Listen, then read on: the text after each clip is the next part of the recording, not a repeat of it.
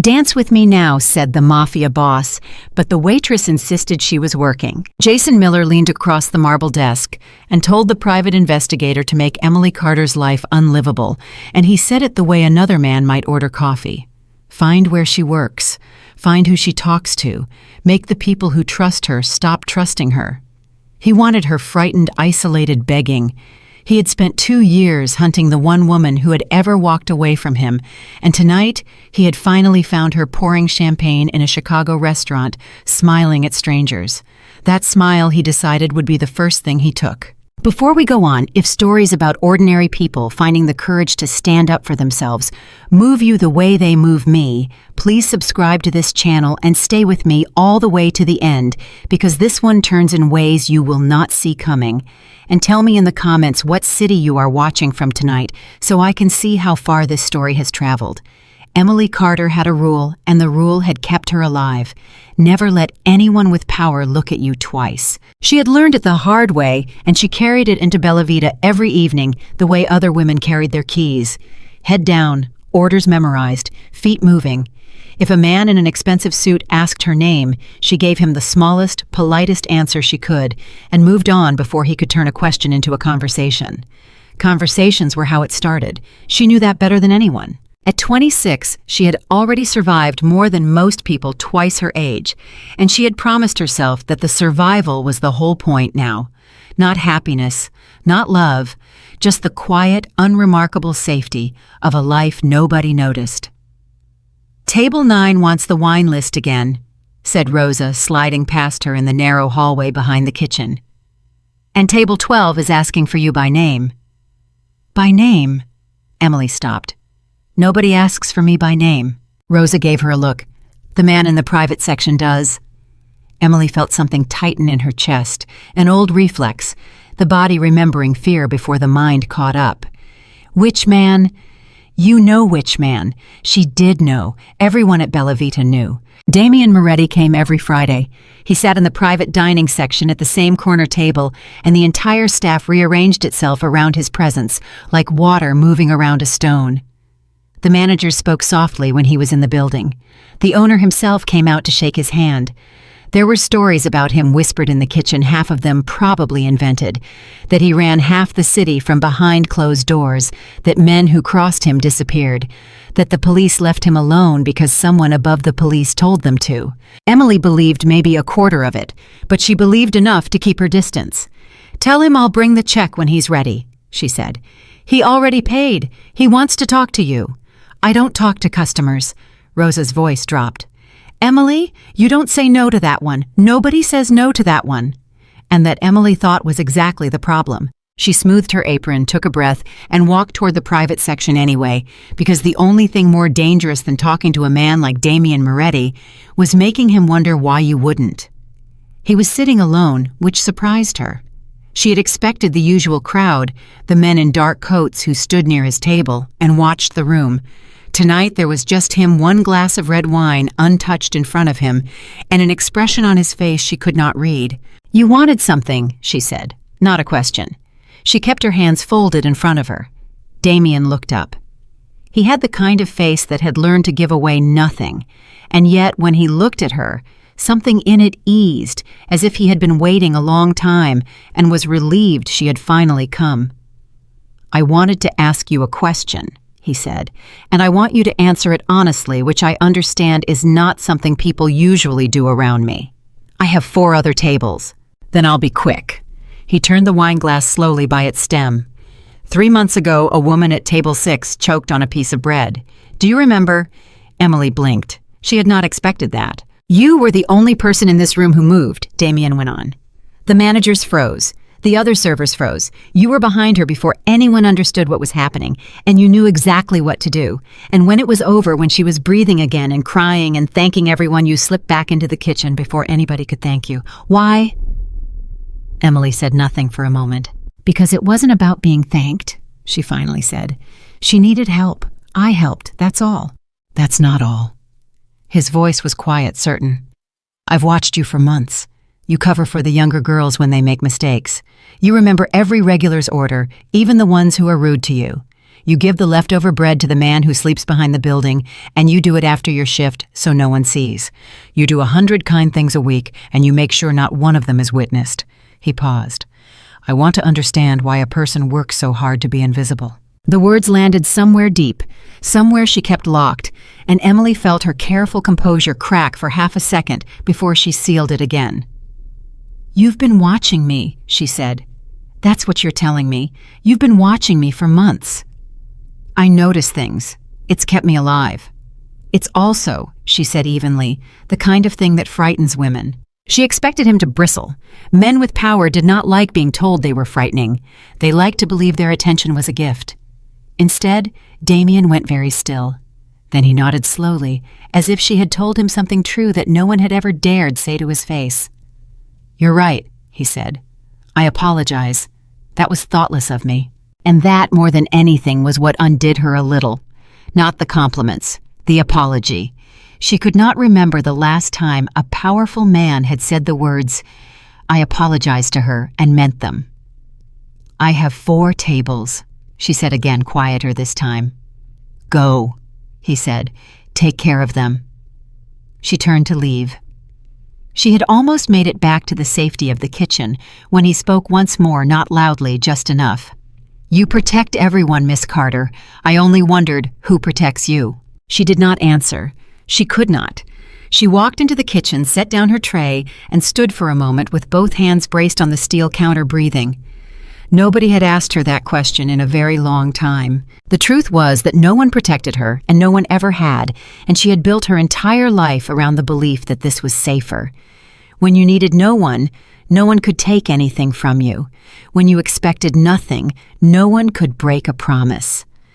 She had learned these lessons from a man named Jason Miller, and she had paid for the education with 3 years of her life. She did not know, standing in that kitchen with her hands shaking, that Jason had spent the last 2 years looking for her. But she would know soon. The charity event was 2 weeks later, and Bella Vita transformed for it.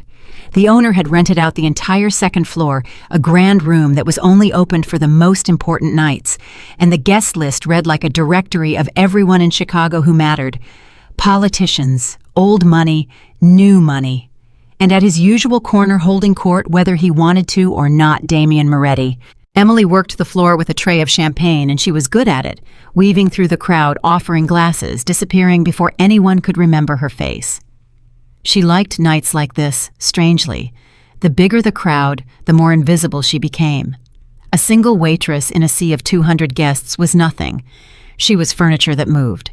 She was refilling her tray near the bar when a voice she had spent 2 years trying to forget slid up behind her. "You cut your hair?" Emily's entire body went cold. She turned slowly, and there he was. Jason Miller in a tailored gray suit, a glass of scotch in his hand, smiling the smile that had once made her believe he loved her. He looked exactly the same. That was the worst part.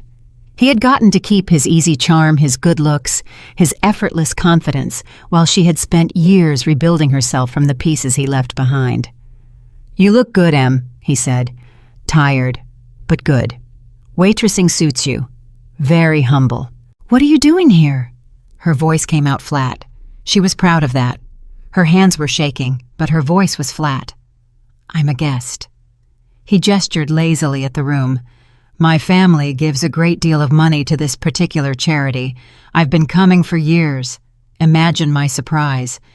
His eyes moved over her uniform, slow and deliberate. "All this time I've been wondering where you ran off to, and here you are carrying drinks for people like me. I want you to leave me alone." "See, that's interesting?"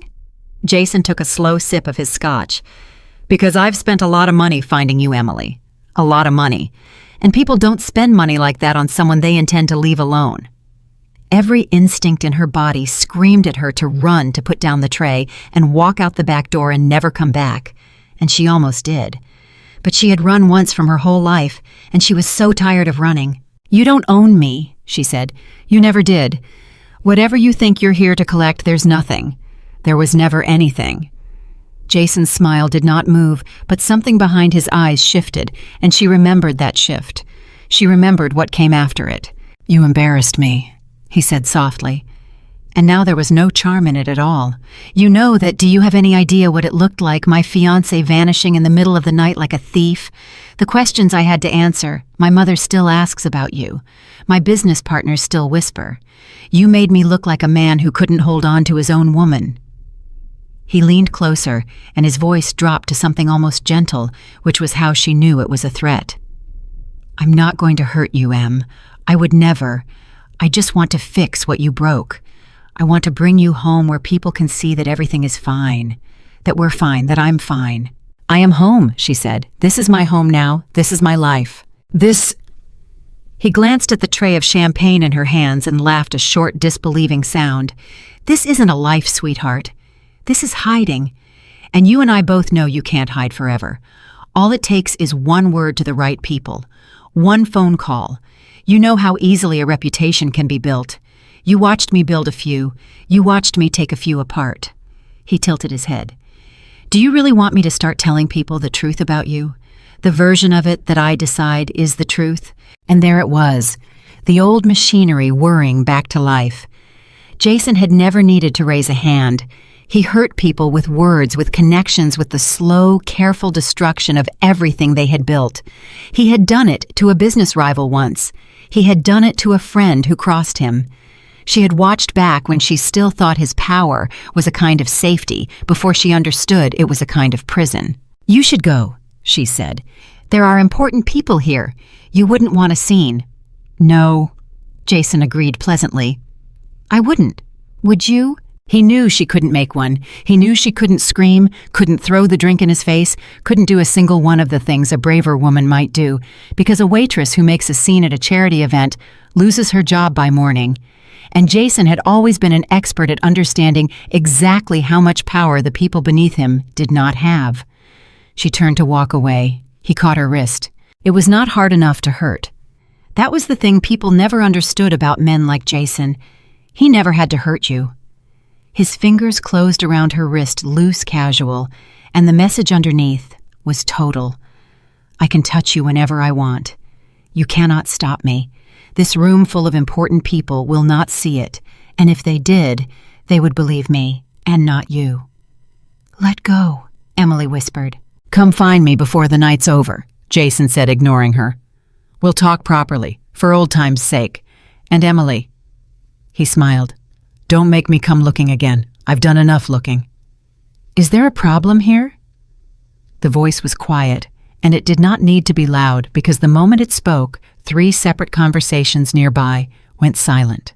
Damien Moretti stood a few feet away with his hands in his pockets, and he was looking at Jason's hand on Emily's wrist with an expression of mild, almost pleasant curiosity, the way a man might look at a spider he had not yet decided to step on. Jason let go of her wrist. He did it slowly, unbothered, but he did it. "No problem," Jason said. "Old friends catching up." "Is that true?" Damien asked. He was not looking at Jason. He was looking at Emily. "Are you catching up with an old friend?" Emily looked at him, and for one terrible second she wanted to say yes, because saying yes was safe, because saying yes meant the powerful man in front of her would nod and move on, and she could handle Jason herself the way she had always handled everything herself. She had learned never to ask for help. Help came with a price. Help was how they got their hooks in you. But she was so tired. "No," she said. "He's not a friend." Something changed in Damien's face. Not anger, not exactly. It was colder than anger and much more still. "I see," he said.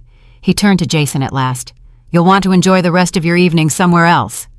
Jason laughed. It was the laugh of a man who had never once in his life been afraid of another man, because his weapons were lawyers and money and whispers, not fists, and he did not yet understand what kind of person he was speaking to. "And who exactly are you?" Jason said. "The manager. Should I tip you?" Somewhere near the bar, a man in a dark coat took a single step forward, and the owner of Bella Vita, who had been laughing with a senator across the room, went pale and started moving quickly through the crowd toward them. "Damien!" the owner said, arriving breathless, wringing his hands. "Damien, please, is everything. Is there anything I can please, whatever you need?" Jason's smile faltered for the first time. "Damien," he repeated slowly. He looked at the owner's face, at the sudden fear in it, at the man in the dark coat, at the way the room had quietly rearranged itself. And Jason Miller, who prided himself on always knowing exactly who held the power in any room, understood that for once he had misjudged it badly. "Damien Moretti," he said. "Now you have it," Damien said mildly. Jason recovered fast. She had to give him that. He always recovered fast. "My apologies," Jason said smoothly, setting down his glass. "I didn't realize the waitress was under your protection. I'll show myself out." He glanced at Emily, and in that glance was a promise. "This isn't over. You just made it worse. Emily, we'll finish our conversation another time." He walked away through the crowd, unhurried, a man who wanted everyone to see he was leaving on his own terms. And Emily stood there, still holding a tray of champagne, her wrist tingling where he had held it, and felt the old dread pooling in her stomach, because she knew Jason Miller, and she knew that a man like him did not walk away from anything. He only stepped back to gather more of himself. "You're shaking," Damien said quietly. "I'm fine." "You're not," he said it without judgment. "Set the tray down. You've done enough carrying for one night." "I have tables." "You have a manager who is currently so frightened of me that he will give you the rest of the night off and thank you for the privilege." Damien's mouth moved into something that was almost but not quite a smile. "Set the tray down, Miss Carter." She did not set the tray down. She held it tighter, and she looked him in the eye, because if she had learned one thing in her life, it was that the moment you let a powerful man start deciding things for you, you never got the deciding back. "I appreciate what you did," she said carefully. "I do. But I don't need to be told when to stop working. I don't need to be managed. And I don't need another man deciding what's best for me. I've had enough of those to last a lifetime." She watched him closely, waiting for the flicker of irritation, the small tightening around the eyes that men got when a woman beneath them refused their generosity. She had seen it 1,000 times. Help was never really free. There was always a bill, and the bill was always your gratitude, your compliance, your understanding that you now owed them something. But Damien Moretti did not tighten. He looked at her the way he had looked at her that first night, as if she had said something true that no one else had the nerve to say, and slowly he inclined his head. "Understood," he said. "Then work if that's what you want. But do me one small favor and drink a glass of water in the kitchen first.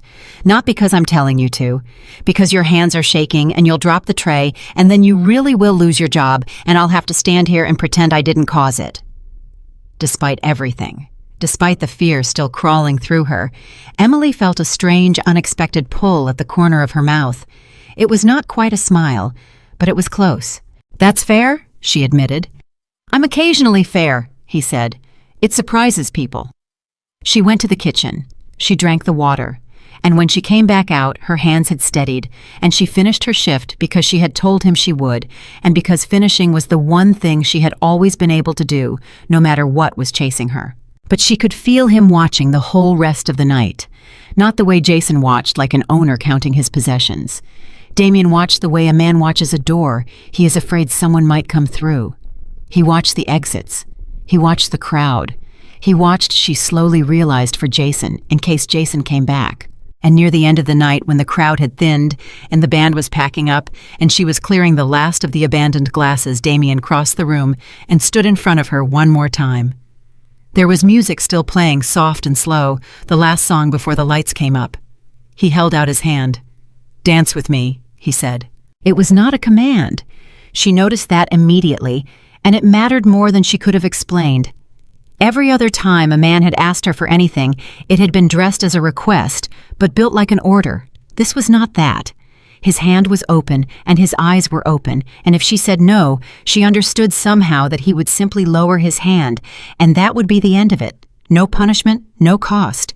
And precisely because it was a real question, she was able to give a real answer. She looked at the tray of dirty glasses in her hands. She looked at her uniform still stained from a long night. She looked at the man in front of her, the most feared man in the city, holding out his hand to a waitress as if she were the most important person in the room. "I'm working," she said. The words hung in the air. For a long moment, nobody around them breathed. The owner, watching from across the room, actually put a hand to his chest. A dance was not a small thing to refuse a man like Damian Moretti. People had been ruined for smaller slights. She had just told the most powerful man in Chicago no in front of a room over something as simple as a dance. And Damian Moretti, who had not been told no by anyone in longer than he could remember, stood there with his hands still half extended, and he began very quietly to laugh. It was not a cruel laugh. It was not the laugh of a man deciding how to punish her. It was surprised and warm, and something underneath it sounded almost like relief, as if for the first time in years someone had treated him like a man instead of a threat, and he had forgotten how good that felt. "You're working," he repeated. "Yes, of course you are." He lowered his hand exactly as she had known he would. "Then I won't keep you from it." He turned to go, and Emily, watching the most dangerous man in the city walk away from her because she had asked him to, felt something she had not felt in years, something she did not have a name for, something that frightened her far more than Jason Miller ever had. She felt seen, not wanted, not owned, not managed, seen as a person, as someone whose no meant something, as someone whose work, whose small, stubborn dignity was worth respecting instead of overriding. She almost called him back. The word almost formed on her lips. She didn't. She had learned a long time ago, and at great cost, exactly how dangerous it was to let a powerful man in, and no single kind evening could unlearn a lesson that had nearly destroyed her. So she watched him leave, and she finished clearing the glasses, and she told herself it was over, that the strange gravity between them was just the adrenaline of a frightening night, that a man like that would forget a waitress by morning. She was wrong about that. She was wrong about a lot of things that night. Because as she was gathering her things to go home, one of the younger servers, a girl named Katie, who was barely 19, found her by the coat rack, and Katie's face was pale. "Emily," Katie whispered, "that man, the one in the gray suit who left early, he was asking questions." Emily went still. "What kind of questions?" "He was talking to Mr. Peterson." Peterson was the manager. "He was being real friendly about it, real casual, but he was asking about you. How long you'd worked here, whether you had any references when you got hired, whether anyone had ever checked your background." Katie swallowed. "And he gave Mr. Peterson a card. He said if anything ever comes up about her, anything at all, you'll want to know the truth first." And then he left. Emily closed her eyes. She knew that move. She knew it the way you know the sound of a door you've heard slammed 100 times. Jason was not going to come at her with his fists or his money, not directly, not yet. He was going to do what he always did. He was going to make the people around her doubt her. He was going to plant one small seed of a question in the mind of every person she depended on. And then he was going to water it patiently until the people who had trusted her looked at her differently, until her boss started watching her, until the safe, little, invisible life she had built began quietly to come apart at every seam. He had done it to her before in the old life. He had convinced her own friends that she was unstable, that she imagined things that she needed him to take care of her because she couldn't be trusted to take care of herself. By the time she left, half the people she loved had believed she was the problem, and the belief had made it so much harder to run because who runs from the man everyone insists is saving them? He was starting the same thing again, right here, in the one place she had thought was hers. "Emily," Katie's voice was small. "Are you okay? Do you want me to tell Mr. Peterson it isn't true? Whatever that man was saying?" "No," Emily said. Her voice was steady again, the way it always got steady when the fear was worst, some deep old survival instinct flattening everything out. "Don't say anything. If you defend me before there's an accusation, it just makes people wonder what there is to defend. That's how he works. He wants you to react. Don't." Katie stared at her. "How do you know all that?" Emily looked at the young girl's frightened, honest face, and she thought about all the ways she could answer, and she chose the smallest, truest one. "Because I used to belong to him," she said, "and it took me 3 years to stop." She took her coat. She walked out into the Chicago cold, and as she stood on the sidewalk pulling her collar up against the wind, she saw parked across the street a black car she did not recognize, and behind its windshield the faint red glow of a cigarette and the shape of a man simply sitting there, watching the door she had just come out of. She could not see his face. She did not need to. She had spent 2 years believing she had finally gotten away, that she had built something too small and too quiet for Jason Miller to ever find.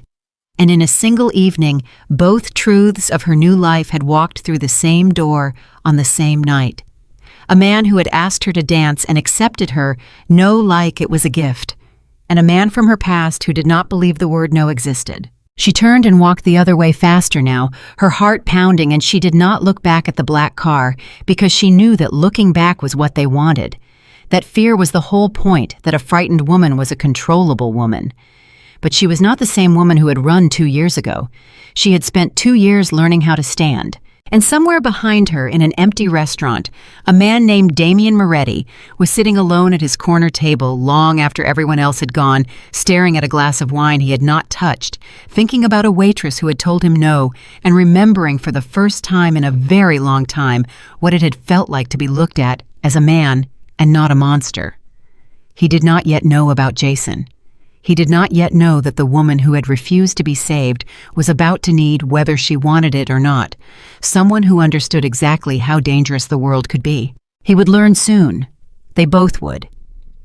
The card sat on Peterson's desk for 3 days before Emily saw it, and when she finally did, she understood that Jason had already won the first move. She found it by accident, sliding a stack of reservation slips onto the manager's desk before her shift. It was a plain white business card, expensive stock, and it was propped against Peterson's phone, where he would see it every time he picked it up. Miller Consulting Group. And under the name in Jason's neat handwriting, 4 words. Ask her about Portland. Emily's stomach dropped. Please. Portland. There was no Portland. There had never been a Portland. It was nothing a word, a place she had no connection to, and that was exactly why it was so dangerous. Jason had not written a lie Peterson could check. He had written a question Peterson could not answer, and a question that cannot be answered grows in a person's mind like mold in a dark room. Peterson would look at her now and wonder, what happened in Portland? What is she hiding? Why did a wealthy man take the trouble to warn me? Emily. Peterson was in the doorway. She had not heard him come in. You're early. I always come in early, she said. She set the reservation slips down carefully next to the card, and she did not look at the card, because looking at it would tell him she had read it. You know that. Right. He rubbed the back of his neck. He was a decent man, Peterson tired and overworked and not cruel, and that was the tragedy of it, because decent, tired men were the easiest ones for Jason to turn. They did not need to be convinced you were guilty. They only needed to be made too uncomfortable to keep defending you. Emily, can I ask you something? Here it was. Of course, she said. That man the other night, the one in the gray suit, did you know him? 12 seconds. That was how long Emily had to decide what kind of truth to tell, and in those 12 seconds, she ran through every option, and every option was a trap, because Jason had built it that way. If she said no, she didn't know him, and Peterson ever learned otherwise, she was a liar. If she said yes, she knew him, then Peterson would ask how, and any honest answer led straight into the dark. And if she said too much, if she got emotional, if she explained, then she became exactly what Jason wanted her to look like. Unstable, dramatic. A woman with a complicated past that followed her into your restaurant. I knew him a long time ago, she said. Steady, flat, small. We're not in contact. I was surprised to see him. Peterson nodded slowly. He seemed to think there was something I should know about you. I'm sure he did. She met his eyes. Mr. Peterson, I've worked here 14 months. Have I ever given you a reason to doubt me? No, he admitted. No, you haven't. That's why I'm confused. Then maybe the question isn't about me, she said quietly. Maybe it's about a man who spends his money making people confused about someone who never did anything to him. It was the right thing to say. She saw it land. But she also saw that it was not enough that the seed was already planted, that Peterson would be watching her now in a way he had not watched her before, and there was nothing she could do about it except be perfect. and being perfect forever was exactly the prison Jason wanted to build. She got through her shift. She was good. She was fast. She smiled at every table, and the whole time she felt Peterson's eyes flick to her, and away, flick to her, and away. And by the end of the night, she was so tired from the effort of appearing normal that she could barely stand. Damien was not there that night. It was a Tuesday, not a Friday. And Emily was surprised, standing at the bus stop in the cold, to realize that some small part of her had wanted him to be. He came Friday, of course. He always came Friday. But this Friday was different, because this Friday he did not go to his corner table and wait for her to eventually pass by. He was waiting for her at the service entrance when she arrived for her shift, leaning against the brick wall in a dark coat, and the sight of him standing there in the alley, in the place where the staff came and went, sent a jolt of alarm through her before she understood it was him. "How do you know where the staff comes in?" she said. "I know a great many things I shouldn't." He straightened. "I need 90 seconds of your time, then I'll let you work. I'm going to be late." "You're 11 minutes early. You're always early. 90 seconds. She stopped. She folded her arms. "You've been asking about me again." "No," he said. "This time you're going to tell me yourself." He looked at her steadily. "Jason Miller, the man in the gray suit. I want to know what he is to you. And I want to know it from you, not from a file. Because whatever he is, he came back after I told him to leave. And men do not come back after I tell them to leave, unless they think they have something worth more than their safety. So, what does he think he has?" And Emily, who had spent 2 years telling no one anything, who had built her entire survival on the principle that a shared secret was a loaded gun handed to someone else, looked at this dangerous man in the alley and felt the strangest urge to simply put the gun down. She resisted it. "It's not your problem," she said. "You're right, it isn't." He didn't argue. That was the thing that kept catching her off guard, the way he never argued, never pushed, never used the weight he so obviously had. "But I've been alive a long time in a business that kills people who don't pay attention, and I'm paying attention now, and what I see is a man with money and a grudge circling a woman who thinks she has to fight him alone. I've watched that story before. I know how it ends when the woman is alone." He paused. "I'm not asking you to let me fight him. I'm asking you to let me understand what I'm looking at. There's a difference."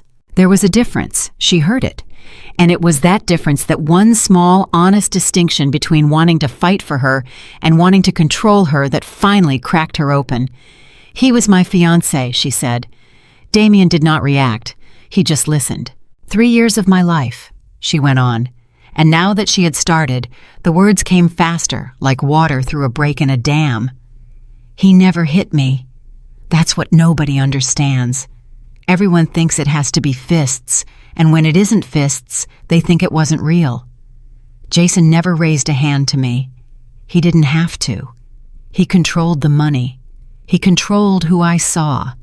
He'd tell my friends I was struggling, that I got confused, that I imagined things, and he said it so kindly, so worried, that they believed him, and pretty soon they were watching me for signs of the person he'd invented. By the end, I had nobody. He'd taken everyone, and a woman with nobody is a woman who can't leave, because where would she go, and who would believe her, and what would she even say? But you left. I left in the middle of the night with a backpack and $400. She said it without pride, just fact. I got on a bus. I got off in a city I'd never been to. I changed the way I looked. I stopped using my cards. I took a job where nobody asks too many questions of a girl who works hard and keeps her head down. And for 2 years it worked. Her voice caught just slightly, and she hated that it caught. And then he walked into my restaurant. How did he find you? I don't know. Money, probably. Money finds anything eventually. She looked at him. And now he's doing what he always does. He left a card on my manager's desk with a question written on it about a place I've never been. He's not going to accuse me of anything, because an accusation can be fought. He's just going to make everyone wonder. He's going to make my boss watch me. He's going to make the people I work with uneasy without ever knowing why. And in a month, maybe 2, I'll have a reputation I can't explain and can't defend, and I'll lose this job and I'll have to run again. That's the plan. That's always the plan. He doesn't want to destroy me all at once. He wants me to destroy myself, trying to prove I'm fine. For a long moment, Damien said nothing. Then very quietly, I could end this in a day. I know you could. One phone call. His investors get nervous. His accounts get complicated. The men he does business with start hearing that Jason Miller is a liability, and Jason Miller finds his whole comfortable life turning to sand under his feet, and he's far too busy saving himself to ever think about you again. He said it plainly, not as a boast, just a description of the weather. I could make him disappear from your life completely, and I wouldn't lose a minute of sleep over it. And there it was. The offer she had known was coming from the moment he first noticed her, the offer that always came from powerful men dressed up as kindness, waiting to become a leash. No, Emily said. Damien blinked.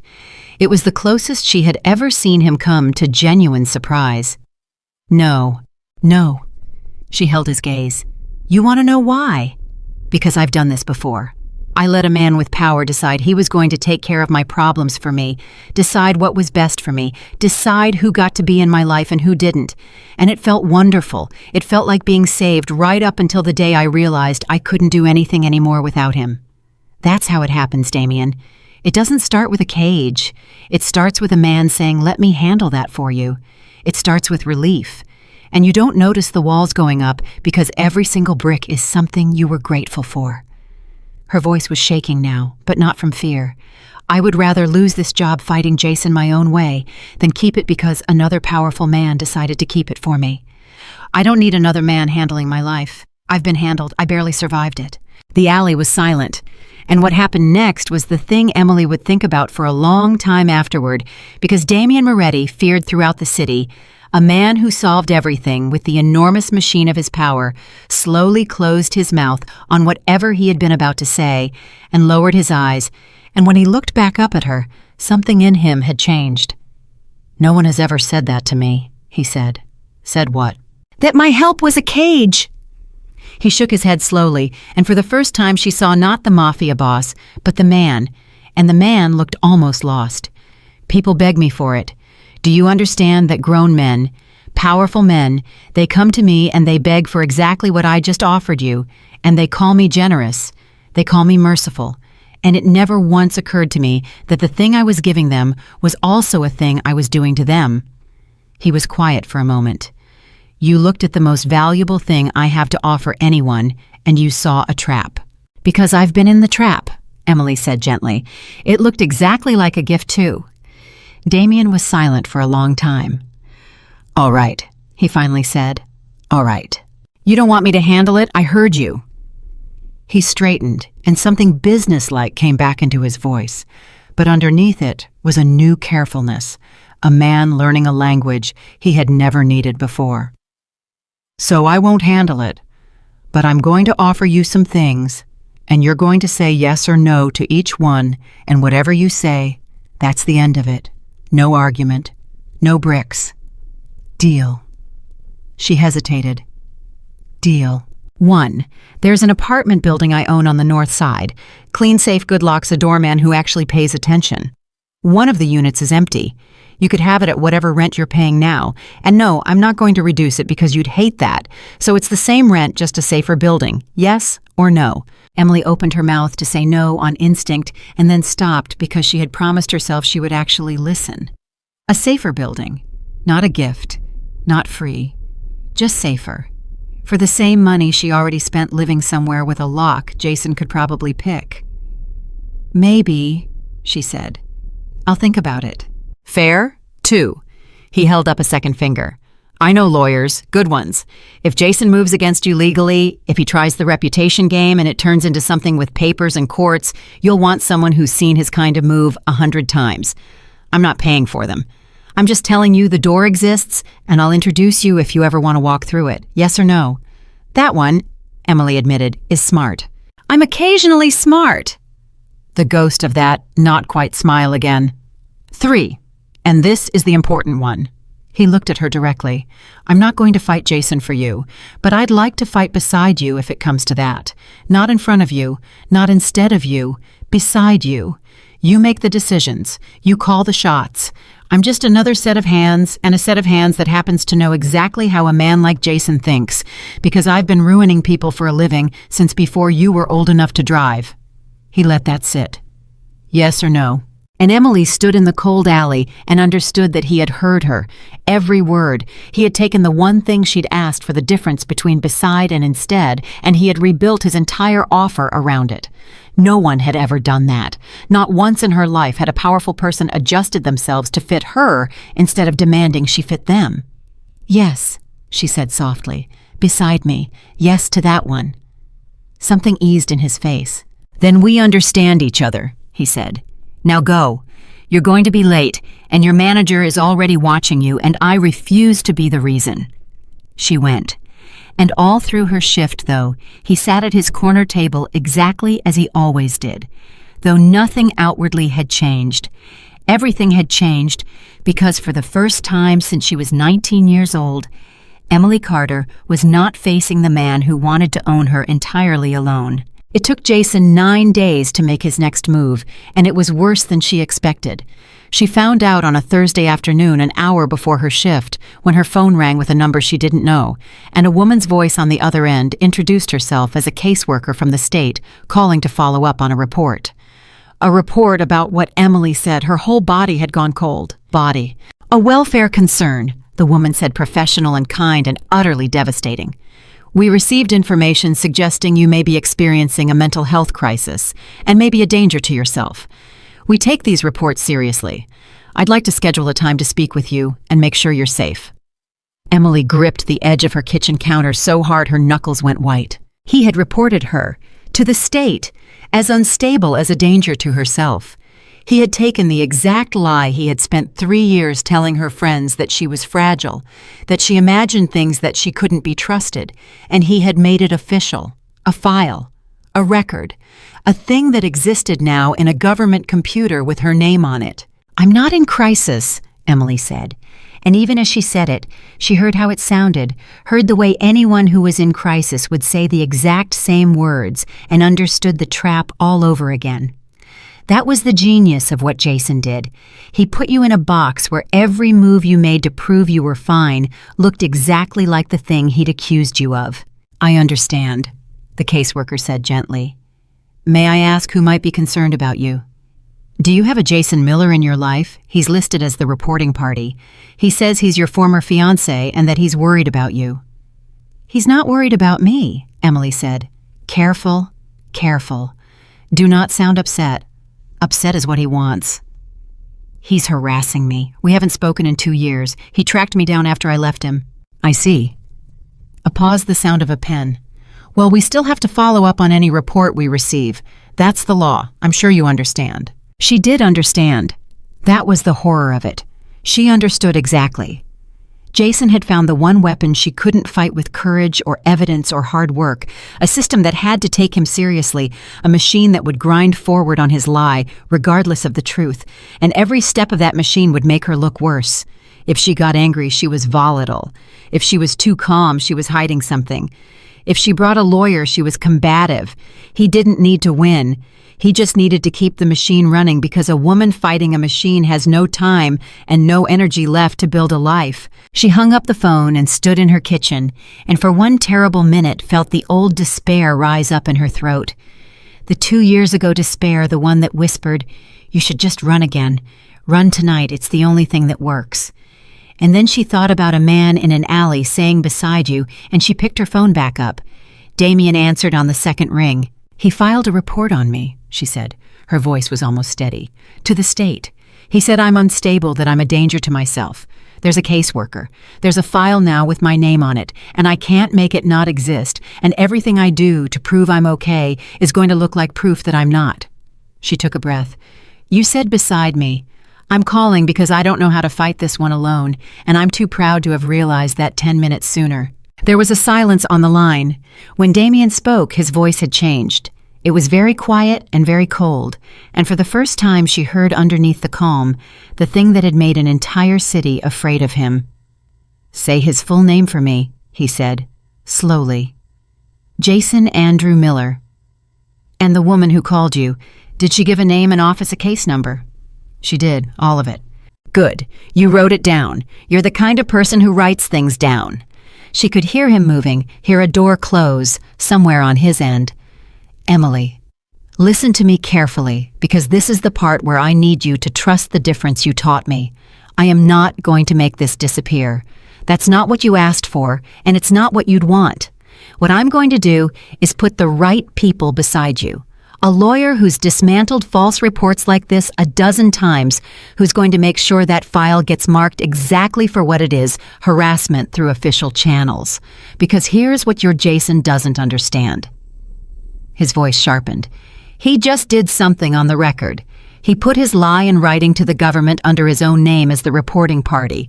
For 2 years, he's been careful he's dealt in whispers and questions and things that can't be proven. And today, because he got impatient because he thought the system would do his dirty work for him, he finally made a lie you can hold in your hand. He gave you evidence. Emily hadn't thought of it that way. She'd only seen the trap. She hadn't seen that the trap had a door. You really think a lawyer can turn it around? She said.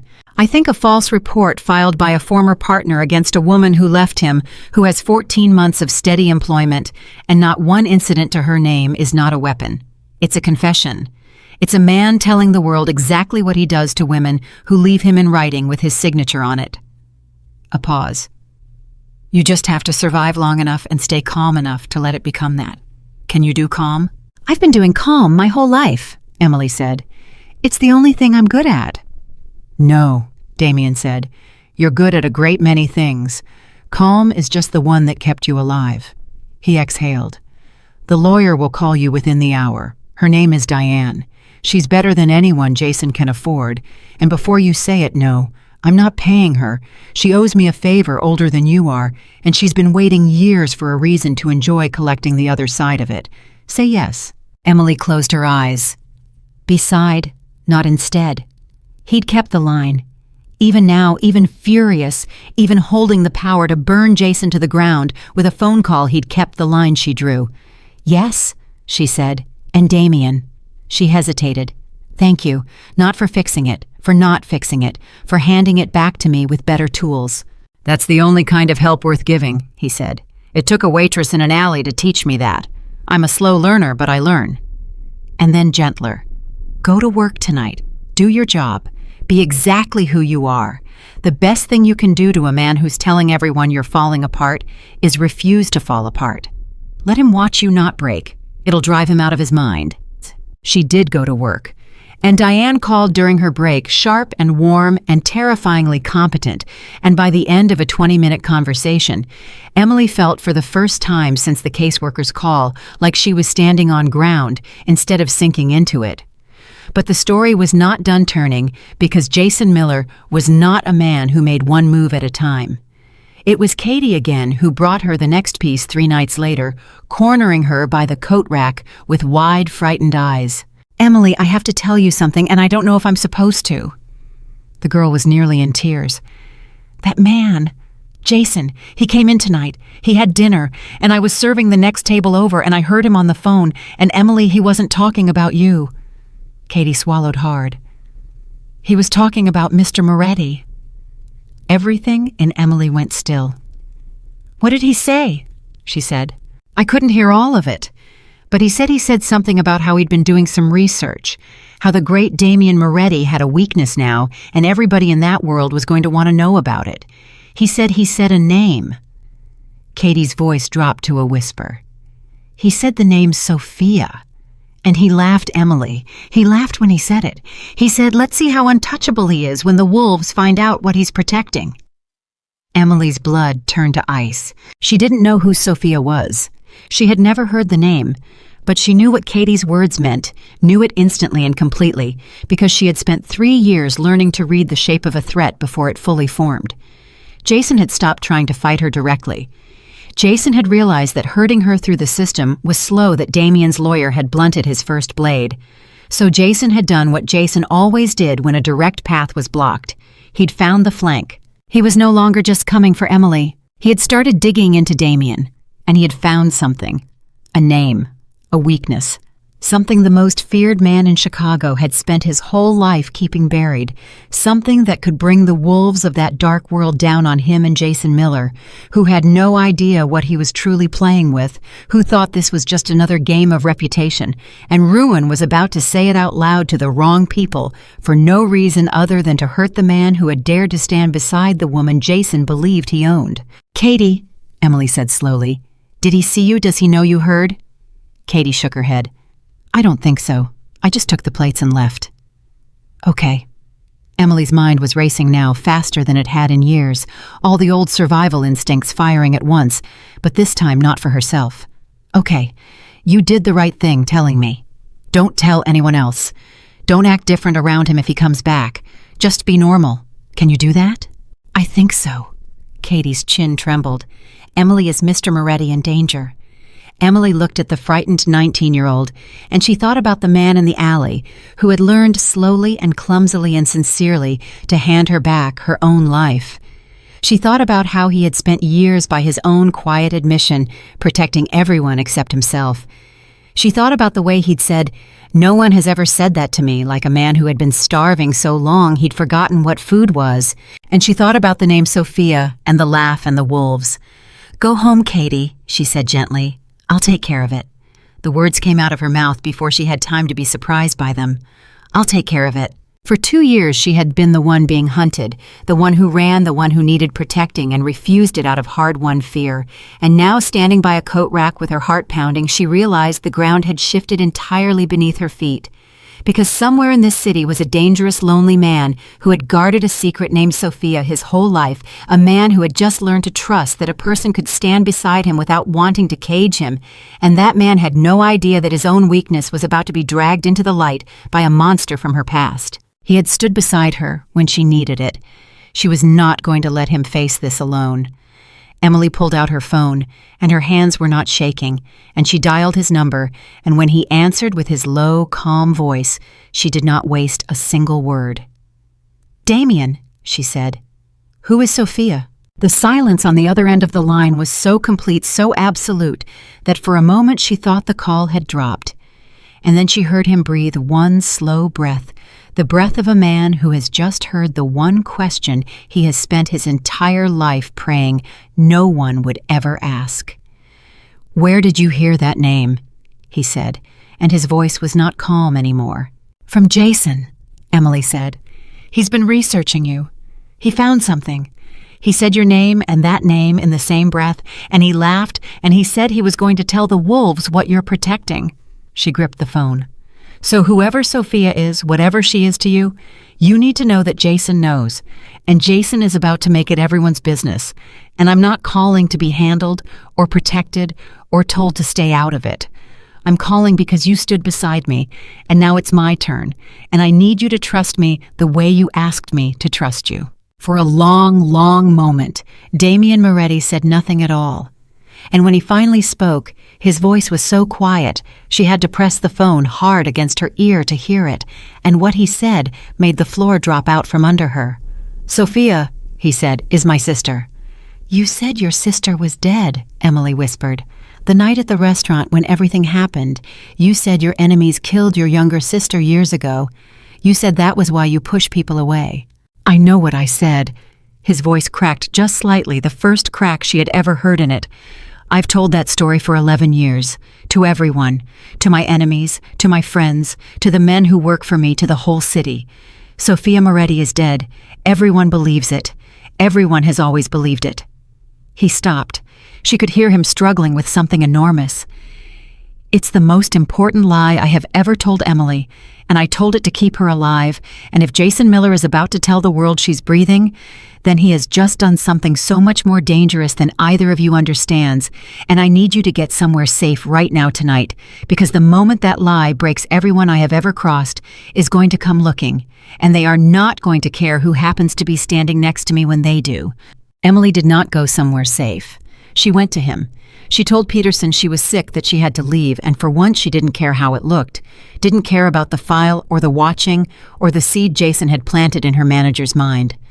She walked out into the cold and she called Damien back, and she said one thing. "Tell me where you are." "Emily, I told you to get somewhere safe."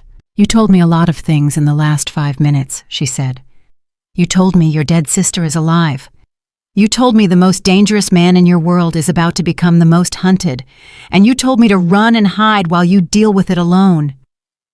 She stopped on the sidewalk, phone pressed to her ear, breathing hard. "I've heard that last one before, Damien. A man tells a woman to stay somewhere safe so he can handle the dangerous part himself, and it always ends the same way, with her powerless and him deciding everything." Her voice softened but did not waver. "You taught me the difference. Beside, not instead. So don't you dare put me back in the safe little room. Tell me where you are." There was a long silence, then he told her. 20 minutes later, she was standing in a place she had never expected to see. A quiet building on the north side that looked from the street like nothing at all, and inside was Damien Moretti without his armor. She had only ever seen him composed, controlled, every gesture measured. Now he was pacing. His tie was gone. His hands would not stay still. And when he looked at her standing in his doorway, having come toward the danger instead of away from it, something moved across his face that she had never seen there before. "You came?" he said. "You sound surprised." "Everyone runs from this part." He said it simply. "Everyone. The second the world gets dangerous people, I've paid people, I've protected people who swore they'd die for me. They find reasons to be somewhere else. It's the natural order. I don't blame them." He looked at her. "You're the first person in 11 years who walked toward it." "Then tell me what I walked into," Emily said. "All of it. Not the version you tell the wolves, the true one. If I'm going to stand beside you, I need to know what we're standing in front of." And so Damien Moretti, for the first time in over a decade, told the truth out loud. Sophia was his younger sister, 11 years younger, the baby of the family, the only person in the world he had ever loved without complication. When their parents died, he had raised her more than any brother should have to, and he had done it from inside a life that was already turning dark, already pulling him into the business that would eventually make the whole city afraid of his name. He had tried to keep her clean of it. He had tried to keep her separate, protected, ordinary. And for a while it worked. And then 11 years ago, his enemies had taken her. Not killed, taken. To use against him, to control him, to bring the untouchable Damien Moretti to his knees. And for 3 days he had done things to get her back that he would not describe, not even now, not even to Emily. And when it was over and she was free, he had understood one terrible truth with total clarity. As long as the world knew Sophia Moretti existed, as long as she was known to be his weakness, she would never be safe. She would be a target for the rest of her life. Every enemy he ever made, and he made them constantly, would look at her and see leverage. So he had killed her. Not really. On paper, in the story. He had staged her death so completely, spent so much money, and called in so many favors, and buried the truth so deep that the entire world came to believe that Damien Moretti's beloved sister had died at the hands of his rivals. He grieved publicly. He built the legend of the man whose enemies had murdered his family, the man with nothing left to lose, and that legend had protected him for 11 years, because a man with nothing left to lose is the most frightening kind of man there is. And all that time Sophia had been alive, living quietly under a different name in a different city with a family of her own, now a husband who didn't fully know 2 children who had never met their uncle. Safe, free, ordinary. Everything he had wanted for her. He saw her twice a year, carefully, secretly arriving alone and leaving alone, and those 2 visits were the only times in his entire life that Damien Moretti was simply a man and not a monster. "That's the secret," he said quietly. "That's what I've spent 11 years and more money than you can imagine protecting. Not a business, not a stash of money. A woman with 2 kids who thinks the worst part of her life is behind her." He looked at Emily, and his eyes were wet, and he did not try to hide it. "And your Jason Miller, poking around in my life like a boy turning over rocks, has found the one rock that matters. He doesn't understand what he's holding. He thinks it's gossip. He thinks it's leverage over me, a scandal, a way to embarrass the man who humiliated him in front of a room. He has no idea that the second he says her name to the wrong person, he signs her death warrant. And her children's. Emily felt the full horror of it settle over her. "He'd sell it," she said slowly. "That's what he does. He doesn't keep secrets, he trades them. He'd find the people who'd pay the most for it, or the people who'd be most grateful, and he'd hand it over like it was nothing to make himself important, to buy himself friends to hurt you." She pressed her hand to her mouth. "And your enemies would take her?" "Yes. Because of me." The realization hit her like a physical blow, and she took a step back. "He only dug into you because of me.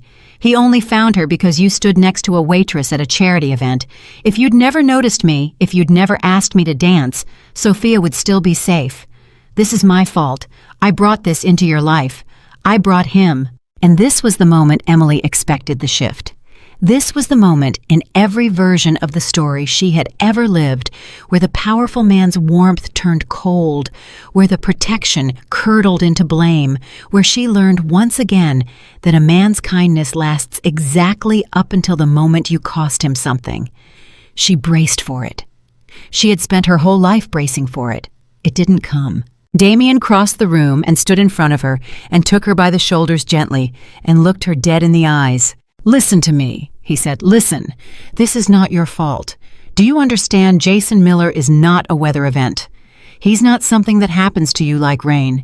He's a man who makes choices, and every choice he's making is his. You didn't bring him. He came. You didn't hand him Sophia. He went looking." His grip tightened just slightly. "You spent 3 years being taught that everything bad in your life was your fault, that you were the problem, that you brought disaster wherever you went. That was the lie he built. Don't you dare finish building it for him." His voice dropped. "I noticed you because you're worth noticing. I asked you to dance because you're the first person in years who made me feel like a man. Those aren't mistakes. Those aren't the things that got Sophia in danger. Jason is what got Sophia in danger. Only Jason." Emily stared at him, and something in her chest that had been clenched tight for 2 years, maybe for her whole life, loosened just slightly. "You really believe that," she said. "I've never been more sure of anything." He let go of her shoulders. "Now, we don't have time for you to hate yourself, and I don't have time to convince you not to. So I'm going to ask you to table it, and we're going to figure out how to stop a man who's holding a match over everything I love. Can you do that?" "Yes," she said. And then, because it was true, I'm good in a crisis. It's the calm part, remember. It's the thing that kept me alive. Something like pride crossed his face. "Then let's use it." But even as they began, the clock was already running, and neither of them knew how little time was left. Because Jason Miller had not been sitting still.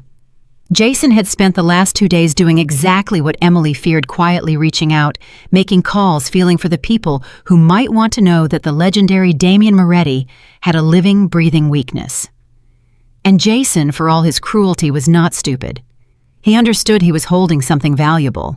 He just didn't understand how valuable or how dangerous, or that the people he was so casually shopping his secret to were not businessmen at all. The call that changed everything came at 11:40 that night. Damien's phone rang a number he knew, and he answered it, and Emily watched his face turn to stone. He listened for a long time. He said almost nothing. And when he hung up, he set the phone down very carefully on the table, the way a man sets down something he's afraid he might otherwise throw. "What?" Emily said. "What is it?"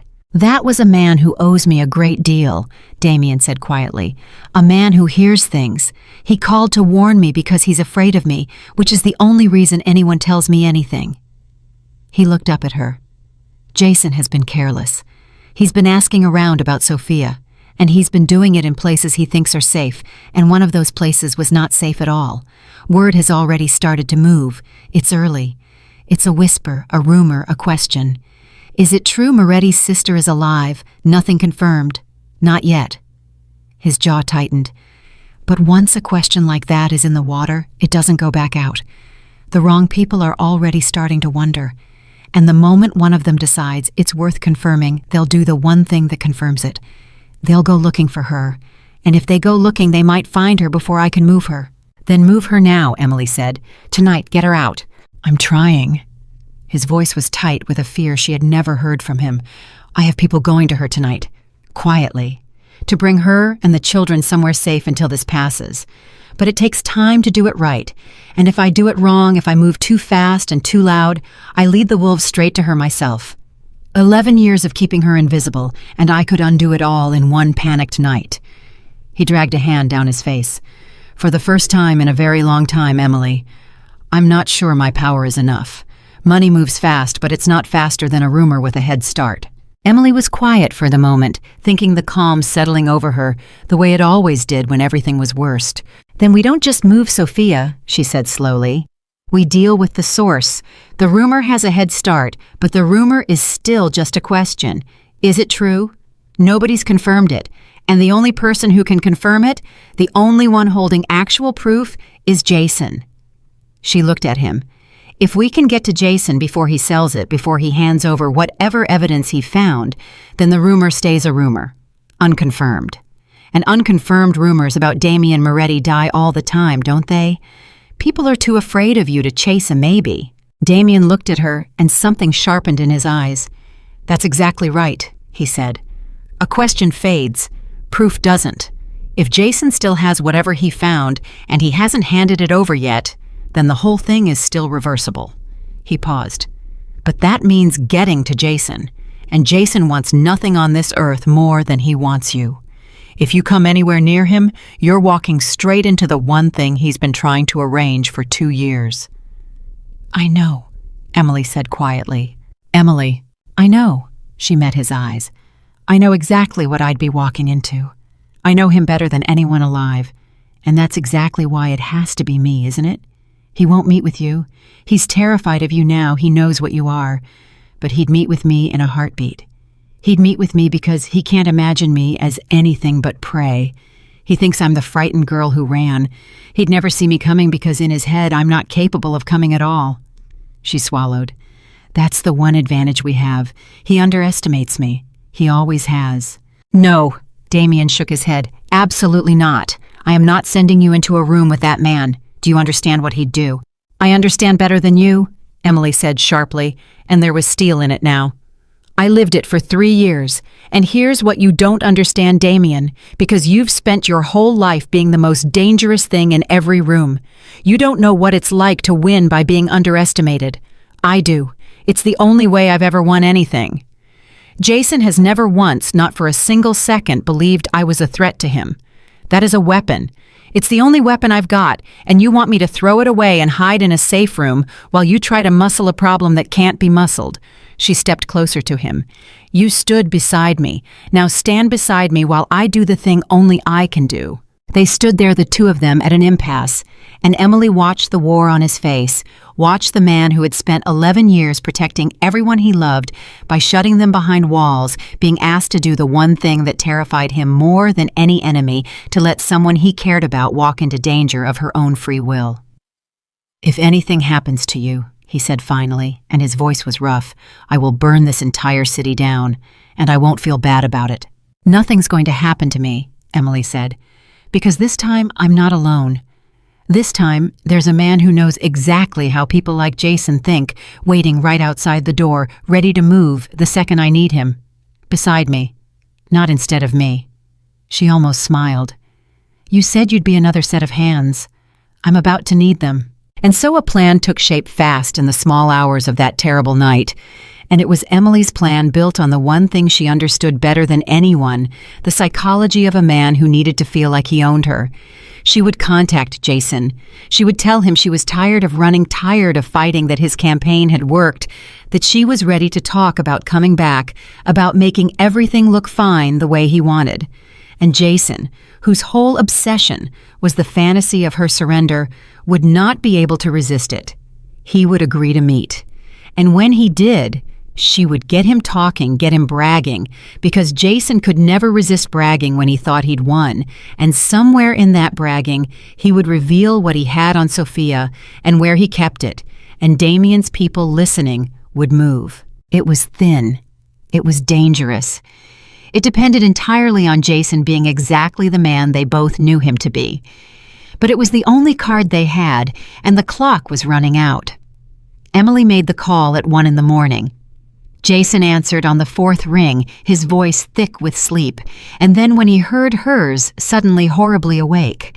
"Well," he said, "Emily Carter, I was starting to think you'd never call."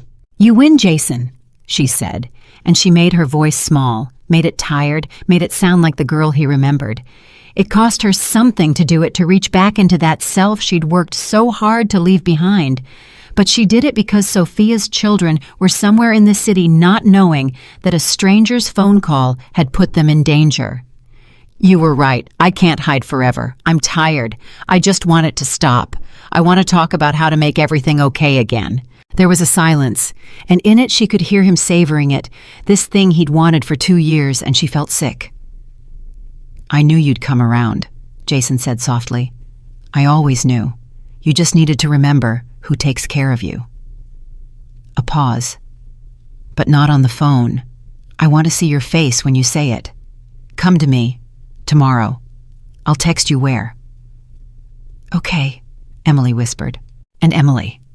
His voice changed just slightly, and something in it made her go cold.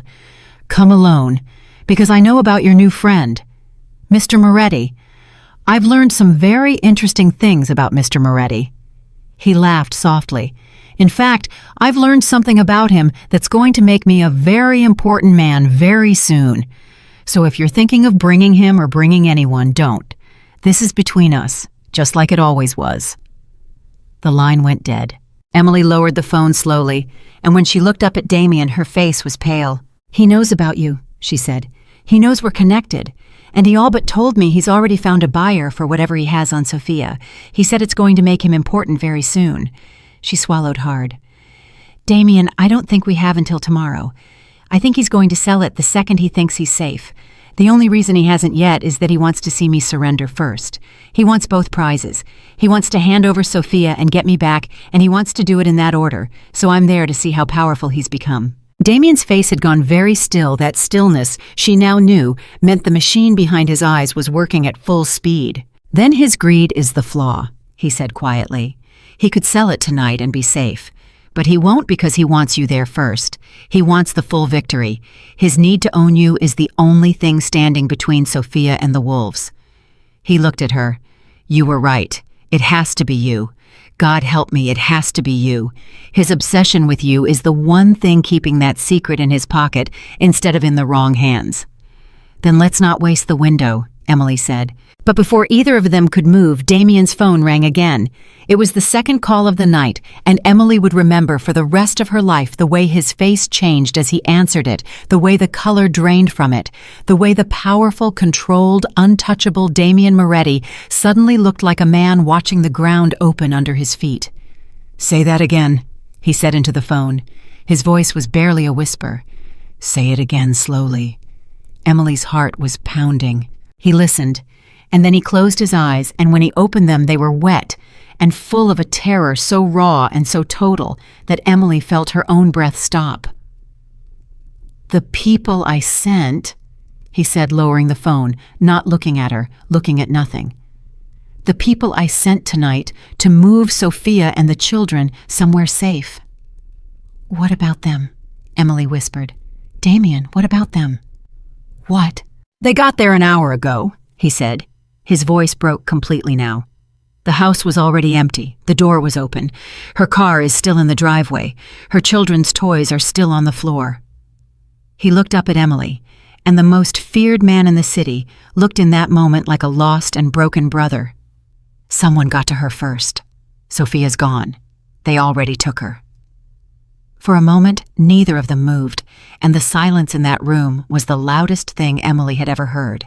Then Damien's control shattered. She watched it happen, watched the man who had spent 11 years holding himself together with sheer will finally come apart. And it was terrible, because there was no rage in it, not at first. There was just a sound low in his throat, the sound of a man who had done everything right, spent everything he had built, a fortress of lies, 11 years thick, and watched it fail anyway, at the one moment it mattered. He put both hands flat on the table and leaned on them, and his shoulders shook, and Emily understood she was seeing something almost no one alive had ever seen. Damien Moretti afraid, Damien Moretti grieving, Damien Moretti helpless, And then just as fast, the grief hardened into something else, something colder and more focused, and when he lifted his head, his eyes were dry and flat and murderous. "Who?" he said. "Who took her? He'll tell us who has her before I'm done with him. And then every single person involved is going to learn what happens to people who touch my family." "Damien," Emily crossed to him. "Damien, stop. Look at me. I'll find them. I have people. I'll turn this whole city over until—" "Look at me." She grabbed his arm and he stopped, and she made him look at her. "You go out there like this blind and furious and you'll get her killed. You know that. You taught me that. Panic is loud and loud gets people found and gets people hurt. You said it yourself not 4 hours ago. If you move too fast and too loud, you lead the wolves right to her." Her voice was steady, the calm coming over her like it always did when everything was on fire. "They took her an hour ago. They haven't hurt her. If they wanted her dead, she'd already be dead. They took her alive, which means she's worth more to them alive, which means we have time. Not much, but some. And we are not going to waste it screaming." He stared at her chest, heaving, and slowly, the animal in his eyes retreated just enough. "How are you so calm?" he said. It came out almost accusing. "They have my sister." "Because I've been the one they were coming for," Emily said quietly. "For 3 years I was Sophia. I was the thing a dangerous man had decided he owned, the thing he'd hurt anyone to keep.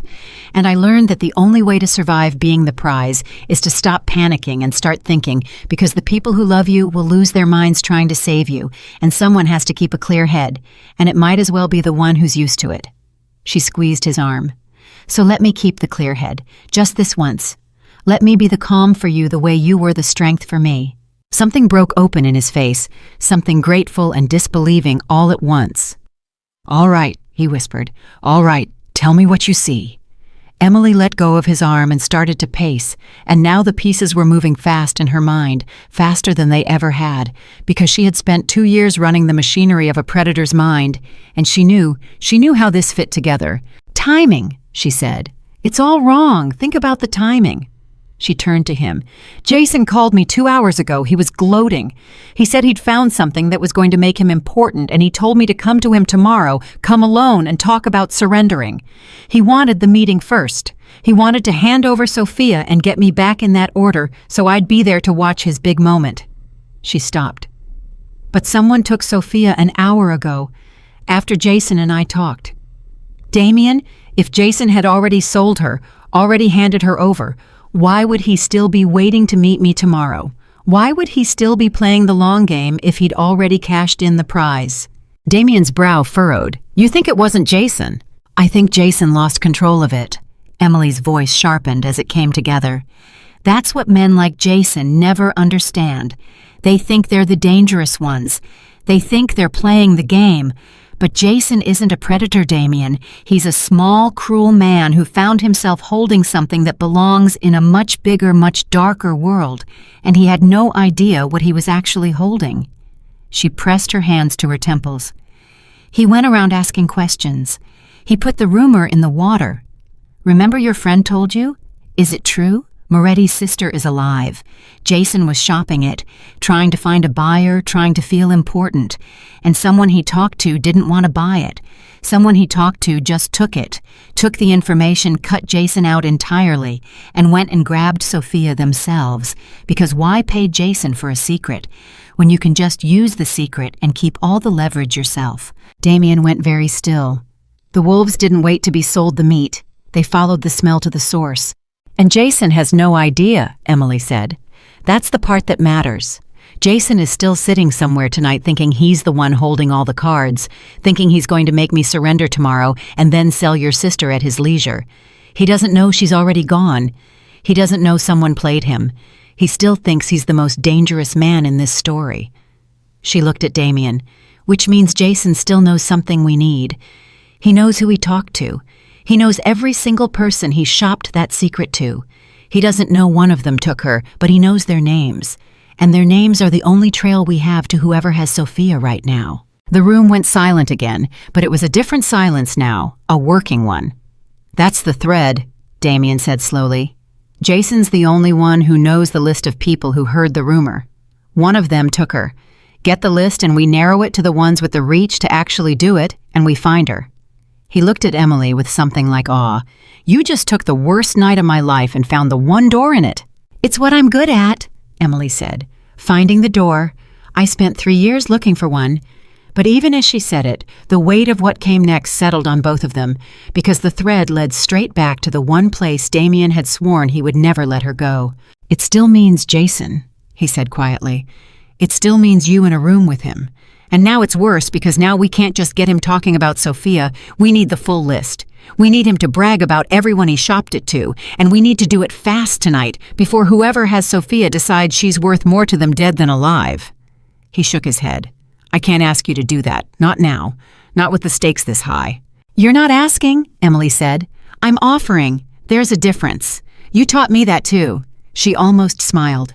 Besides, the plan just got easier, not harder. I don't have to lie to him about surrendering anymore. Jason loves to brag. Jason cannot help himself. All I have to do is show up looking beaten, tell him he won, and let him do the one thing he's never once been able to resist. Show off.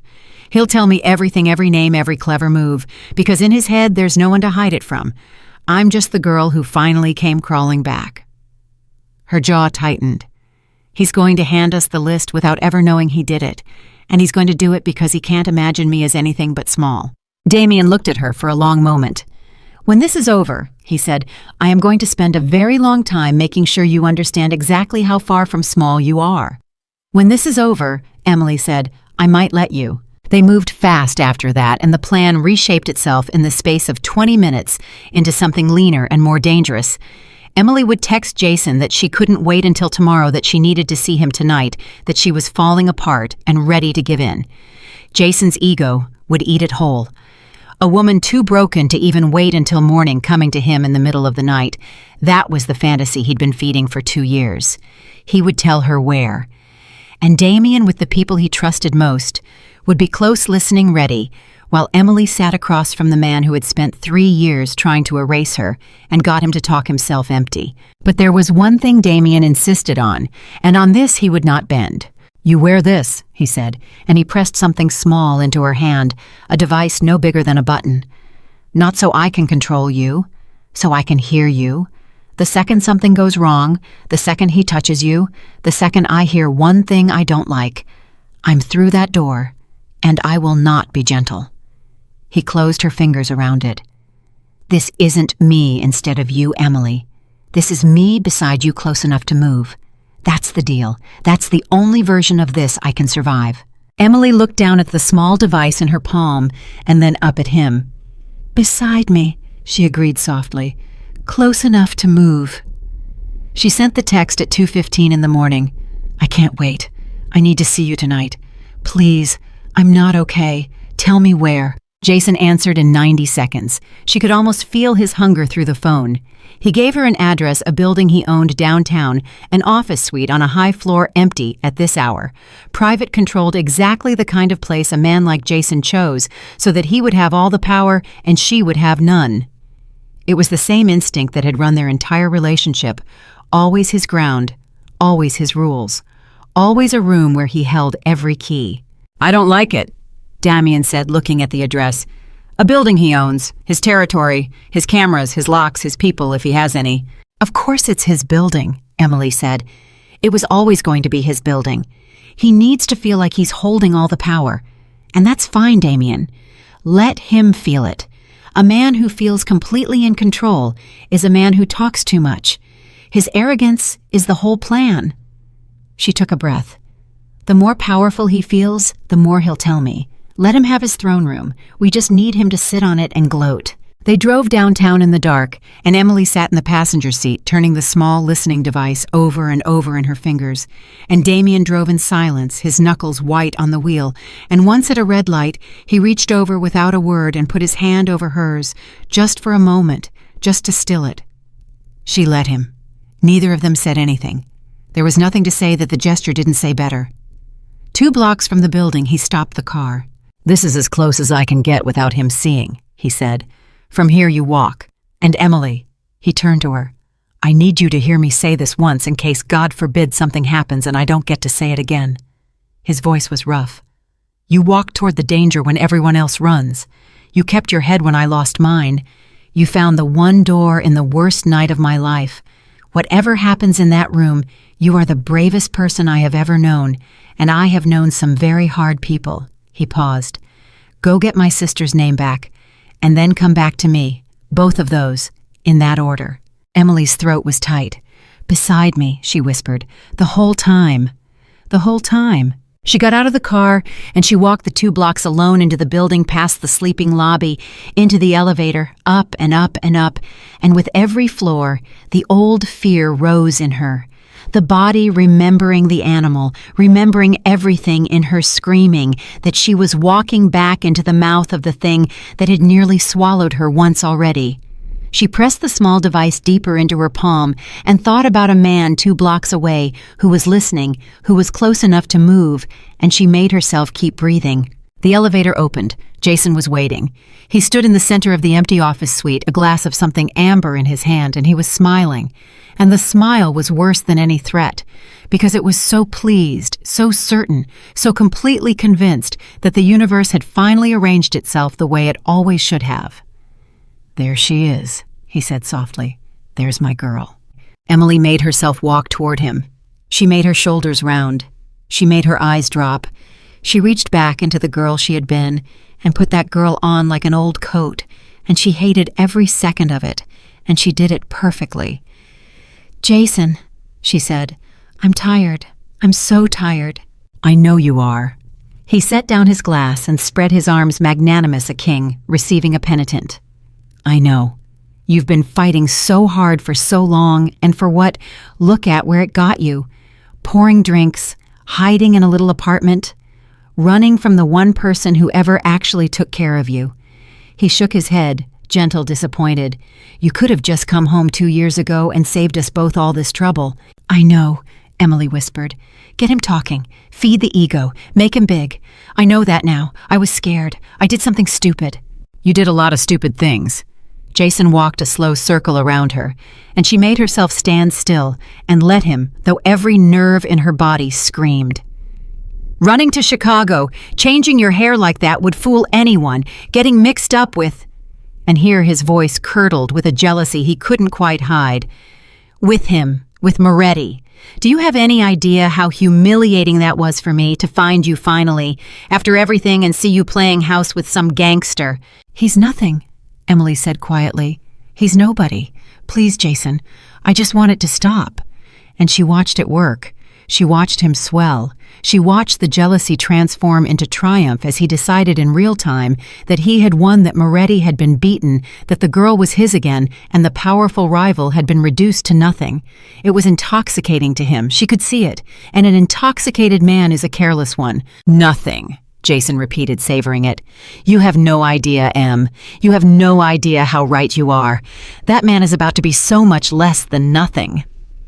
He laughed, and it was the laugh Katie had described, ugly and delighted. "I found something out about your Mr. Moretti, something nobody knows, something that's going to bring his whole kingdom down around his ears and make me a very rich, very important man in the process." This was it. This was the door. Emily kept her eyes down and her voice small. "What do you mean?" she whispered. "His sister," Jason said, and the pride in his voice was obscene. "The great tragic Damien Moretti, whose enemies killed his little sister.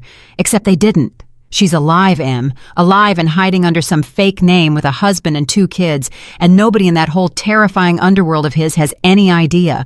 11 years he's kept it buried. And I found her." He tapped his own chest.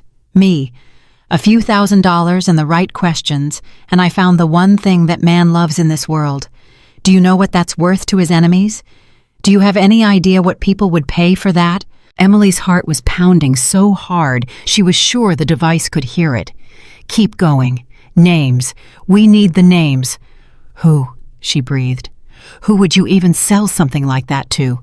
And Jason, drunk on victory, drunk on the sight of her broken and small, and hanging on his every word, told her. He told her all of it. He named the men he'd approached, 3 of them, careless, casual names dropped like he was listing restaurants men he'd reached out to in the last week to feel out who'd pay the most for the location of Sophia Moretti.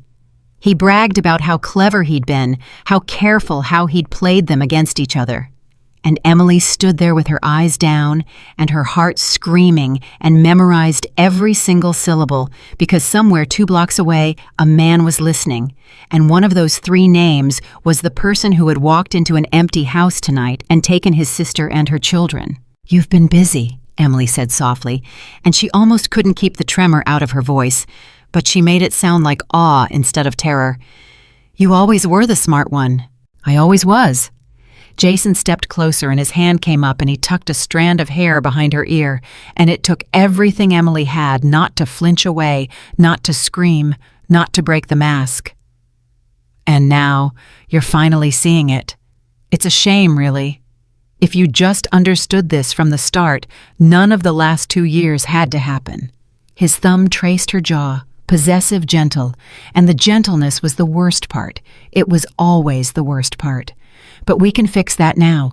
You're going to come home, and this time, you're not going to get any strange ideas about leaving, because this time, I'm going to make sure you understand exactly how much I can take away from the people who help you." His voice dropped.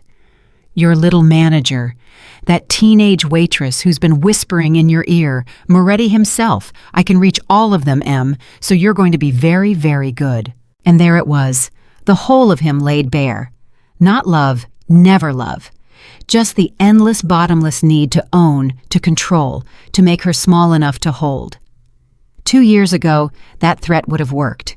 2 years ago, Emily would have crumbled, would have agreed to anything, because 2 years ago she had been alone and had believed she would always be alone. But she was not alone anymore. And something happened in Emily Carter. In that moment, standing in that cold office with his thumb on her jaw, something that had been building for 2 years, and finally broke the surface. The mask of the beaten girl slipped, not because she lost control of it, but because she chose to let it go. She lifted her eyes and looked Jason Miller full in the face for the first time since she'd walked in, and there was nothing small in them at all. "No," she said. Jason blinked. "What?" "I said no." Her voice was clear and steady and entirely her own. "I'm not coming home. I was never coming home. There is no home, Jason. There's just a cage you built and called love, and I already got out of it once, and I am never ever going back in." She stepped back from his hand. "And I didn't come here tonight to surrender.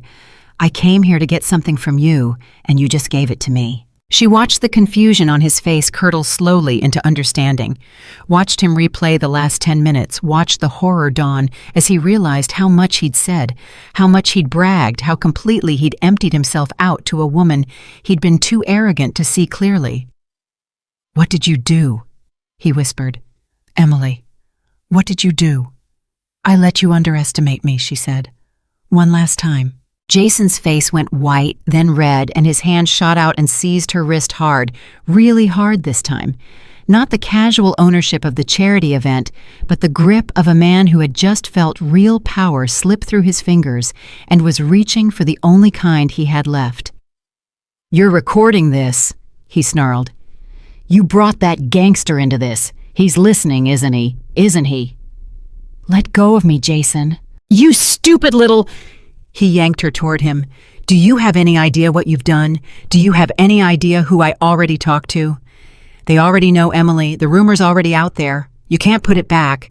It doesn't matter what you—" And the elevator doors opened. Emily would remember for the rest of her life the look on Jason Miller's face in the half-second before Damian Moretti crossed the room. She would remember the way all the color drained out of it, the way the grip on her wrist went slack, the way the small, cruel king, who had spent 3 years believing himself the most dangerous thing in every room, finally understood that he had never once in his entire life met true danger until this exact moment. Damian did not run. He did not shout. He crossed the room with a terrible, unhurried calm, and he took Jason's hand off Emily's wrist, one finger at a time, and the strength in it was such that Jason cried out, and then Damian put himself fully between Emily and the man who had hunted her for 2 years. And when he spoke, his voice was so quiet it was almost tender. "You put your hands on her," Damian said, "in front of me." "Moretti, listen, we can. I have information. I have things you need. You can't.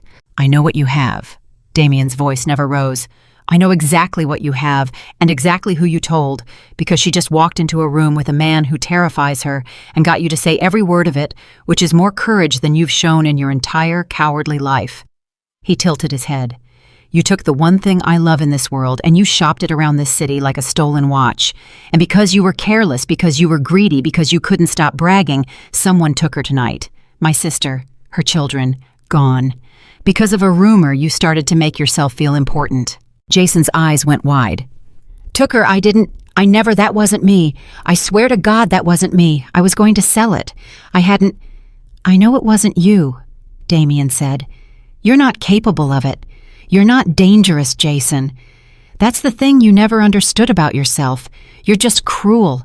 There's a difference and you're about to learn it." He glanced back at Emily, and his voice changed entirely gentle, urgent. "Did you get them? The names?"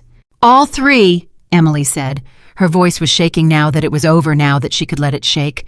"He gave me all 3. "Then we still have time."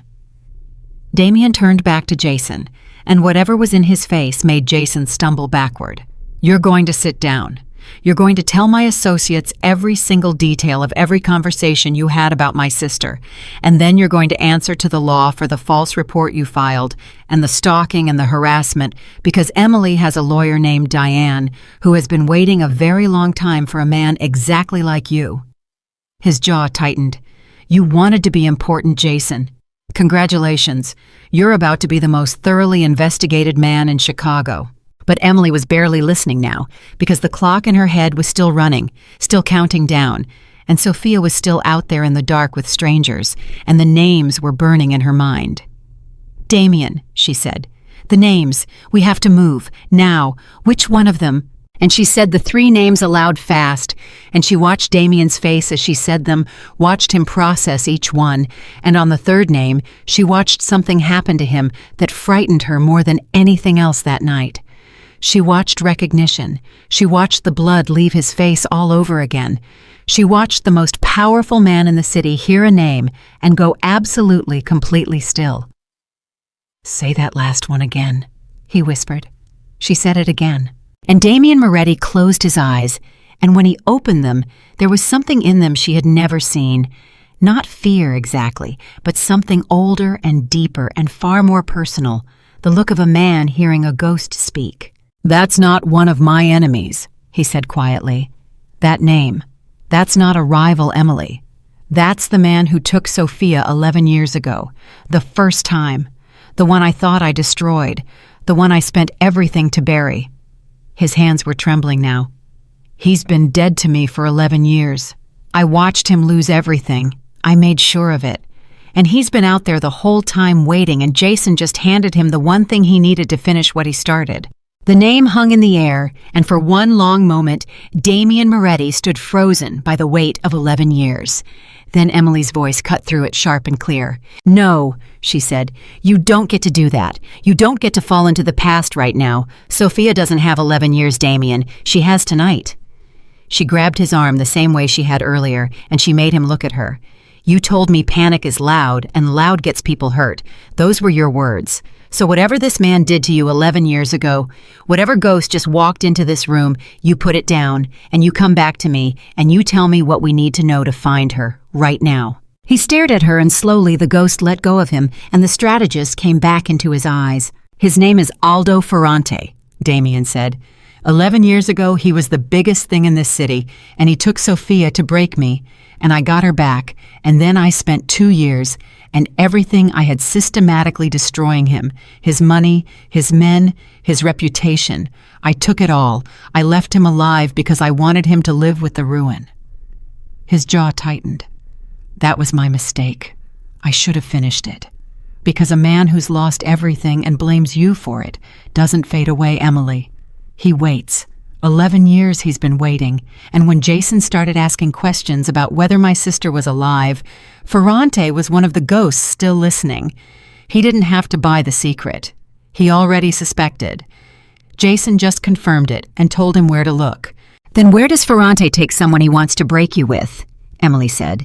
"Not a random place. He'd take her somewhere that means something, somewhere that says, I'm back and I remember everything. Think Damien. You know how this man thinks.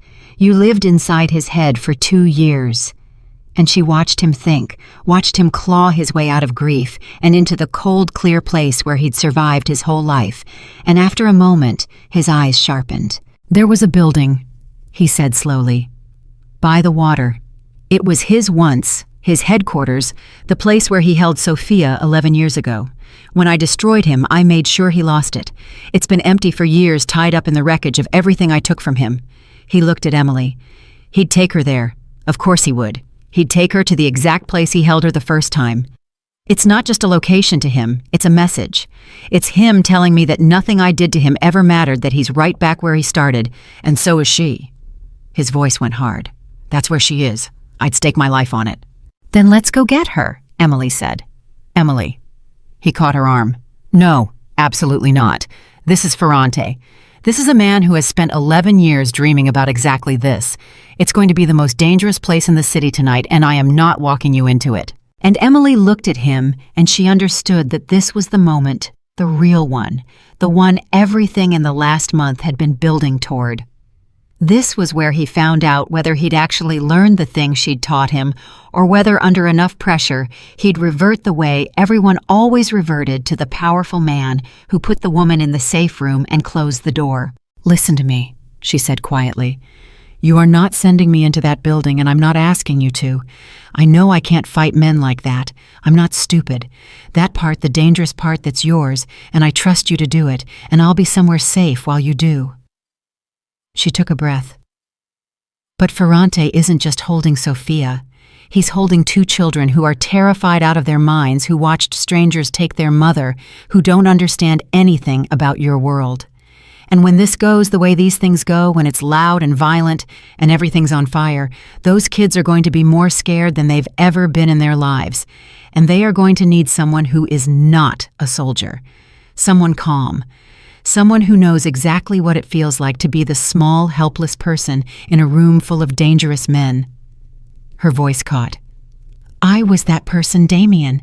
For 3 years, I know how to talk to someone whose whole world just became terror. Let your people handle Ferrante. Let me handle the children, beside you, where I'm useful, not in a safe room pretending I can't help. Damien looked at her for a long, long moment, and Emily watched the war in him, and this time she saw him win it. Beside me, he said hoarsely. Close enough to move. The children are yours. The children are mine, she said. What happened at the building by the water Emily would only ever know in pieces, because Damien kept his word and kept her back until the dangerous part was done. She waited in the dark, with her heart in her throat, listening to the small device, hearing the movement and the quiet, and then all at once the chaos, and she stood there with her hands pressed to her mouth and made herself trust him, made herself believe that the man she'd taught to fight beside her, instead of her, could do this one impossible thing. Aldo Ferrante had waited 11 years for that night. He had planned for Damien's rage, for Damien's men, for the full weight of everything the untouchable Moretti could bring. He had planned for the war he expected. He had not planned for the one thing Damien did that Ferrante's entire strategy never accounted for, because Ferrante, like Jason, like every man who had ever underestimated the people around him, believed the danger would come the way he understood danger, from the front, loud and furious, a powerful man's fury. He never imagined that the powerful man would come cold and quiet and precise, that Damien Moretti had spent the drive over doing exactly what Emily had taught him, putting down the rage thinking instead of feeling, and that this Damien, the calm one, the one a waitress had made, was far more dangerous than the raging one Ferrante had spent 11 years preparing for. It was over in minutes. Ferrante had built his whole revenge around breaking a man through fear, and he'd forgotten or never known that a man who has already survived his worst fear cannot be broken by it twice. And then Damien's voice came through the small device, rough and shaking and alive. Emily, it's clear. It's over. Come up. She's asking for the kids won't stop crying, and Emily, I don't know how to do this part. Come up, please. I need you. She was moving before he finished the sentence. She found Sophia first, and she knew her instantly because she had Damien's eyes, and she was holding her two children so tightly her arms were shaking, and she looked up at Emily with the wild, exhausted terror of a mother who had spent hours believing she and her children were going to die. And Emily did the thing she knew how to do. She knelt down, she made herself small and calm and safe, and she talked to the children softly the way someone had never talked to her when she was small and afraid, and slowly she brought them back from the edge of their terror while Sophia watched her with tears streaming down her face. "Who are you?" Sophia finally whispered. Emily looked up and across the room. She found Damien standing there watching her hold his family, watching the waitress he'd asked to dance kneel on the floor and gather up the pieces of the one thing he loved most in the world, and the look on his face was something she would carry for the rest of her life. "I'm a friend of your brother's," Emily said softly. "I'm the one who helped him find you." Sophia looked from Emily to Damien and back, and something passed across her exhausted face, some understanding that ran deeper than the words. "No," she said quietly. "You're not just a friend. I've known my brother my whole life. He's never once in 11 years looked at anyone the way he's looking at you right now." It was 2 hours before dawn when they finally got Sophia and the children somewhere truly safe, and it was another 3 days before the full weight of everything settled and the danger truly passed. Ferrante was finished this time completely, and Emily did not ask how, and Damien did not tell her, and that was the one part of his world she understood she would always let him keep on his side of a line they both respected. But the rumor, the terrible rumor that Sophia Moretti was alive, that had been the true danger, the thing that could have brought a whole world of wolves down on her forever. And this was the part that mattered most, the part they solved together in the quiet after. Because a rumor, Damien explained, doesn't die on its own. It has to be killed, and the only way to kill the rumor that Sophia was alive was to give the world a more convincing story about why the rumor existed in the first place. So together over long nights, Emily and Damien built one. A careful, deliberate account that traced the whole thing back to its true source, to Jason Miller, a bitter, unstable man with a grudge who had invented a wild story about Moretti's dead sister being alive purely to hurt the man connected to the woman who'd left him. It was, Emily pointed out, the kind of lie that worked precisely because Jason had made it so easy to believe he'd tell it. He'd filed a false report. He'd stalked a woman for 2 years. He had a documented, provable history of inventing damaging stories about people who crossed him. Diane, the lawyer, had built an entire case around it. So the world came to understand that the rumor about Sophia Moretti had been the desperate invention of a disgraced man named Jason Miller, thoroughly discredited, exposed as a stalker and a liar whose word meant nothing. And a rumor started by a proven liar, a rumor with no proof behind it, because the only proof had been recovered and destroyed was a rumor the wolves stopped chasing. Sophia went back into the quiet, invisible again, safe again, free again. Jason Miller lost everything, not through a Mafia boss's phone call, not through the power Damien had once offered to unleash. He lost it through the law, through Diane, through the false report he'd filed, and the stalking he'd committed, and the 2 years of documented harassment, all of it laid out in a courtroom, all of it undeniable. He'd spent his whole life believing that the systems of the world belonged to men like him, that reputation and connections and money would always protect him. And in the end, those same systems turned patiently and legally against him by the woman he'd tried to erase, took his career, his standing, and his freedom. The small, cruel king who had needed so badly to own her was the one who ended up owned by consequences, by the truth, by the record of everything he'd done. And Emily Carter, who had walked into that empty office believing her only weapon was letting a man underestimate her, understood at last that she'd had a far greater weapon all along. She'd never been weak. She had simply survived too much and mistaken survival for smallness. The woman who once believed she had no power had brought down the man who'd controlled her, not by becoming dangerous, but by refusing finally to be afraid. Months passed, and Bella Vita hosted another grand charity event. The second floor opened up, the important people of Chicago filling the room.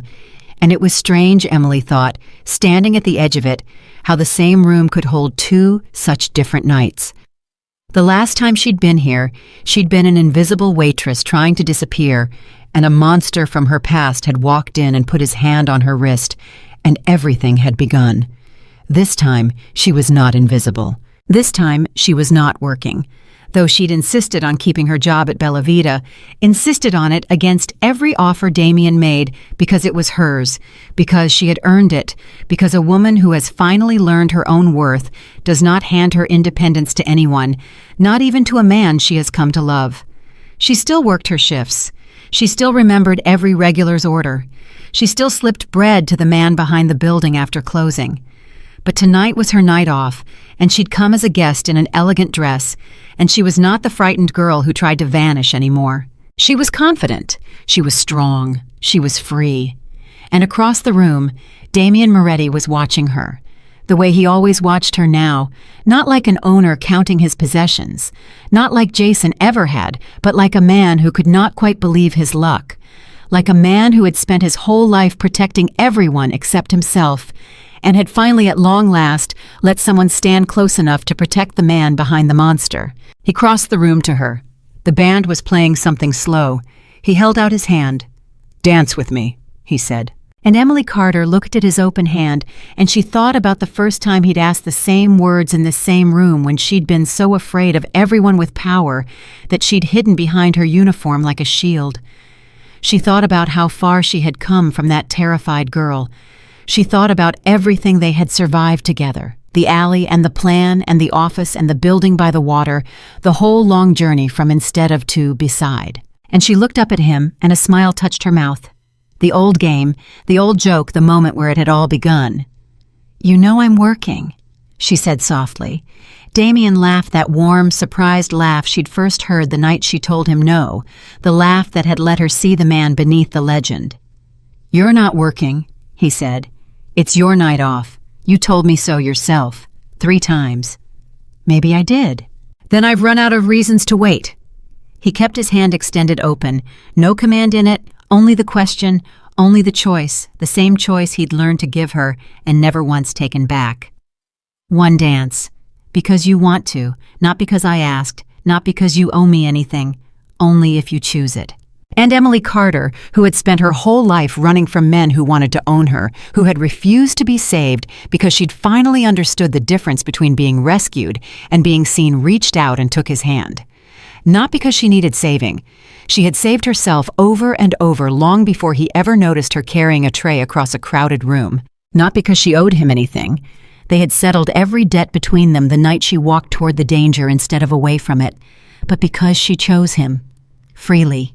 Completely, as an equal standing beside an equal 2 people who had each spent their lives protecting everyone but themselves, finally learning to be cared for. She stepped into his arms and they danced, and it was the first thing in her entire adult life that Emily had done for no reason at all except that she wanted to, and it was the most free she had ever felt. Their story was never about a powerful man rescuing a broken woman. It never had been.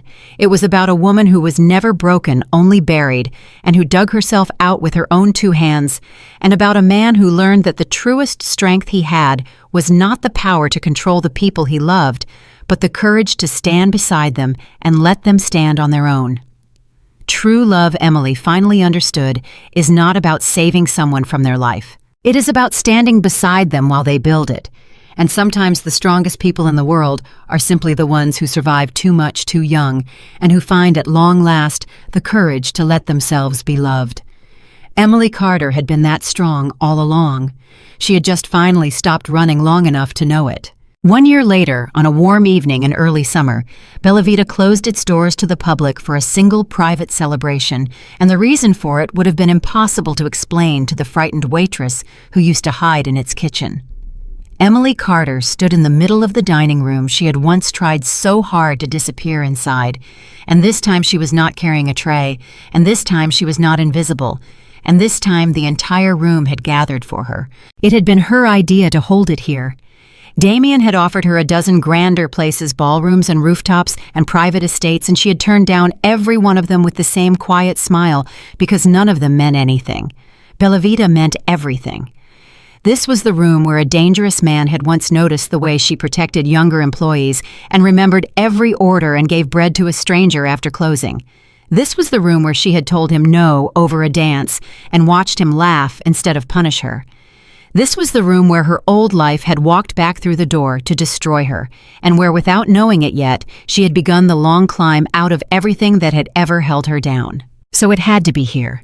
If they were going to celebrate the life she'd rebuilt, it had to be in the exact place she'd nearly lost it. Peterson was there, older and grayer and no longer suspicious of her at all, because the truth had come out about Jason long ago, and Peterson had spent the last year quietly ashamed of ever having wondered.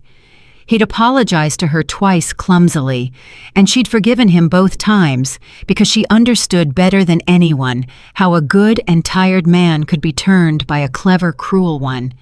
And because forgiveness, she had learned, was one more thing that belonged to her and not to the person who'd wronged her.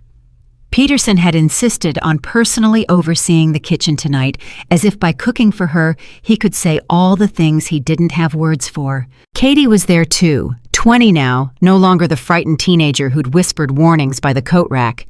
She had become over the past year something like the little sister Emily had never had.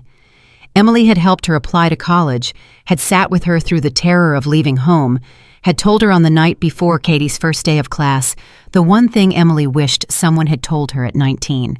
You are not small. The people who need you to believe you're small are the ones who are afraid of how large you actually are. Katie had cried, and Emily had held her, and now Katie stood across the room in a dress she'd bought with her own money from her own job, beaming a young woman who had learned early the lesson that had cost Emily so many years. And Sophia was there. That more than anything was the miracle of the night, because a year ago, Sophia Moretti had not existed, not to the world, not officially, not safely. A year ago, she had been a woman living under a false name, hidden so deep that her own children didn't fully know their family, seeing her brother only twice a year in secret. The rumor that had nearly destroyed her had in the end done something none of them expected. Once it was thoroughly discredited, once the world came to believe with total certainty that Sophia Moretti was a dead woman, invented back to life by a lying stalker named Jason Miller, a strange and unexpected freedom had opened up. Because now the truth was safe precisely because no one would believe it. The one story the wolves would never chase was the one they'd already been told was a proven lie. Damien had explained it to Emily one night, marveling at it. This man who had spent 11 years trapped by a lie, finally realizing that the lie's own collapse had set his sister free. Sophia could live now. Not entirely in the open, they were careful. Still, they would always be careful. But she could exist. She could visit. She could stand in a restaurant in Chicago on a summer evening with her children playing at her feet and her brother across the room, and for the first time in over a decade, no one was hunting her. She had cried the first time she'd been able to introduce her children to their uncle, as their uncle out loud using his real name. Damien had held those two children and wept this feared man, this legend undone completely by the simple, impossible gift of being allowed to be family. And it was Emily who had given him that. Emily who had walked toward the danger. Emily who had found the door in the worst night of his life. Sophia had never forgotten it, not for one single day, and over the past year she and Emily had become something Emily had not had since she was a girl and had not dared hope to have again. A sister. A real one. The kind you call when everything falls apart, and the kind you call when everything goes right, and Emily, who had spent so many years with no one at all, sometimes still could not quite believe that her phone now held people who answered. Now Sophia crossed the room to her, took both her hands and looked at her with those eyes so like her brother's. I want to tell you something, Sophia said quietly, and I want to say it before he does because he'll make it about him, and it isn't about him. It's about you. She squeezed Emily's hands. For 11 years I watched my brother turn into a ghost. He kept me alive and I loved him for it, but the cost was that he stopped being a person. He put himself in a prison to keep me out of one. Every year I saw him twice a year in the dark. He was a little more stone and a little less Damien. Her voice thickened. And then you told a Mafia boss no over a dance, and something started coming back. I didn't understand it at first when he'd call me secretly and mention this waitress who wouldn't let him help her, but I understand it now." She smiled through her tears. "You didn't save my brother, Emily. You did something harder. You reminded him he was worth saving himself. That's the gift. That's what you gave this whole family. You gave us back a person we'd already grieved." Emily could not speak for a moment. "He gave me the same thing," she finally managed. "I was a ghost too, Sophia. I'd made myself into furniture that moved. I thought that was safety." She looked across the room at Damien, who was crouched down letting Sophia's youngest daughter show him something enormously important about her shoe. He looked at me until I remembered I was a person. We pulled each other out of the same grave. We just dug from opposite ends. It was the truest thing she knew how to say about the last 2 years of her life, and Sophia understood it completely. And the two women stood there, holding hands in the middle of the room where it had all begun.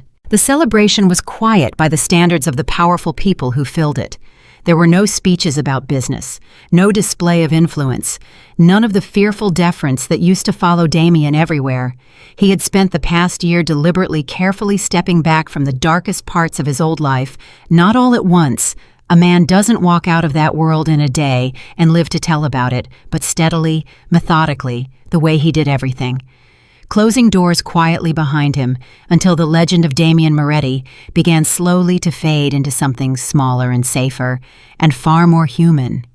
The city still respected him, but it no longer trembled, and he found to his own surprise that he did not miss the trembling at all. Emily had asked him about it once, whether he mourned the power, whether some part of him missed being the most feared man in Chicago. "For my whole adult life," he'd told her, "people looked at me and saw something to be afraid of, and I told myself that was the same as being respected, and I told myself respect was the same as being safe, and I told myself safe was the same as being loved."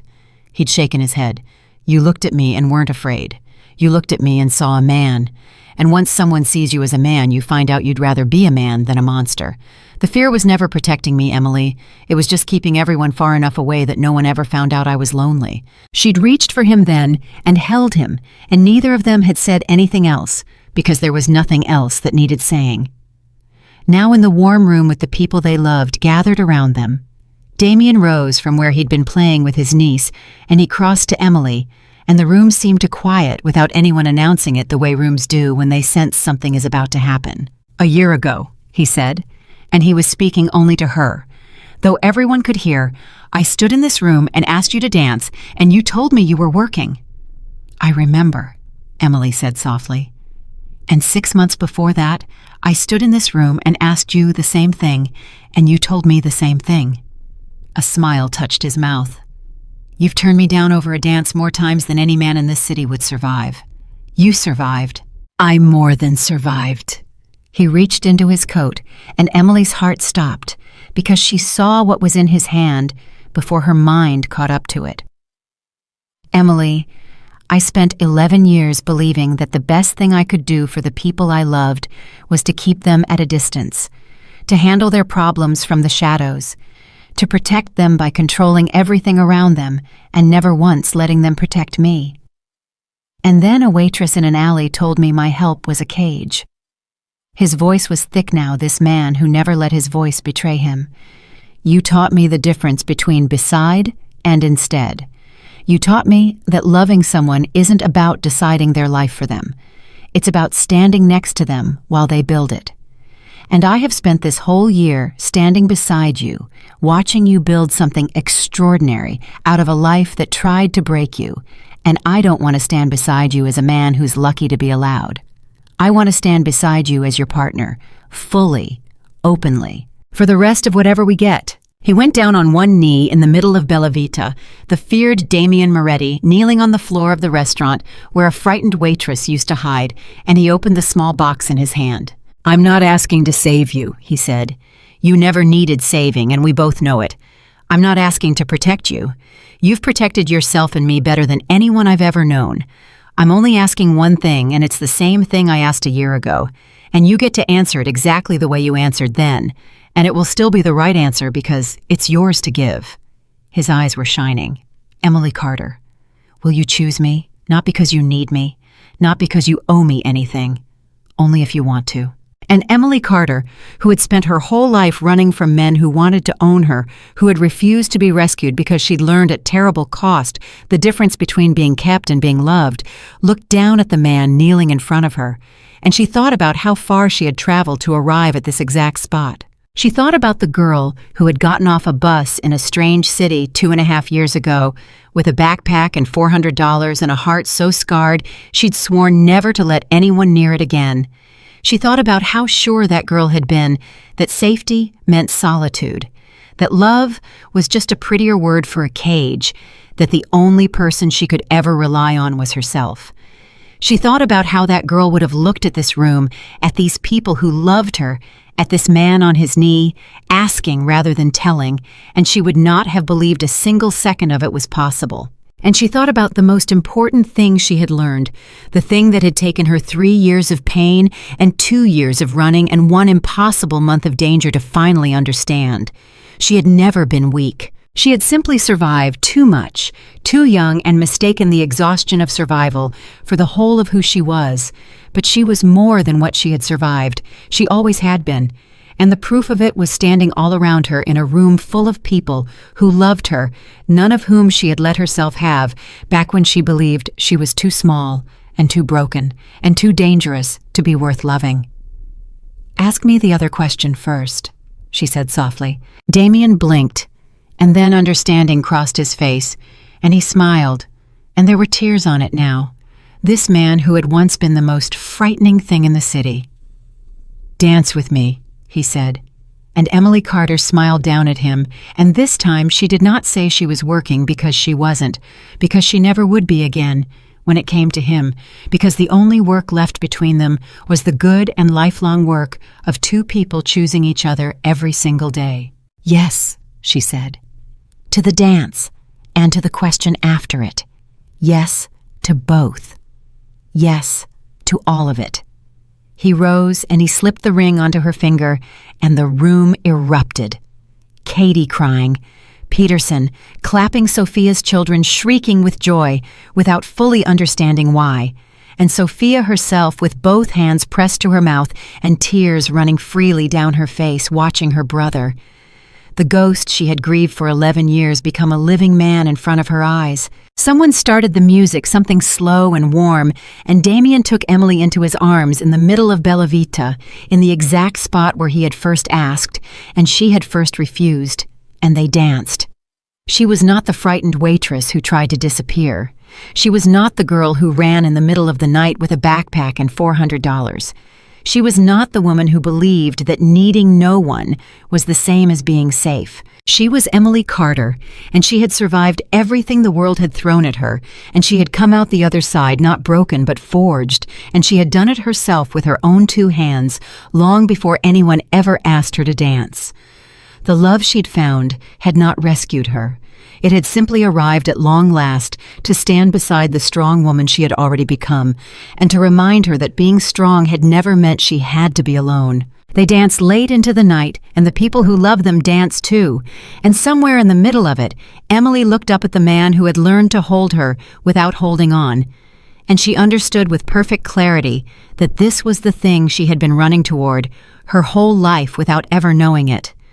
Not a rescuer, not a protector, not a powerful man to hide behind, a partner, an equal, someone who had learned as she had learned that the strongest thing 2 survivors can ever do is finally, carefully, completely let themselves be loved.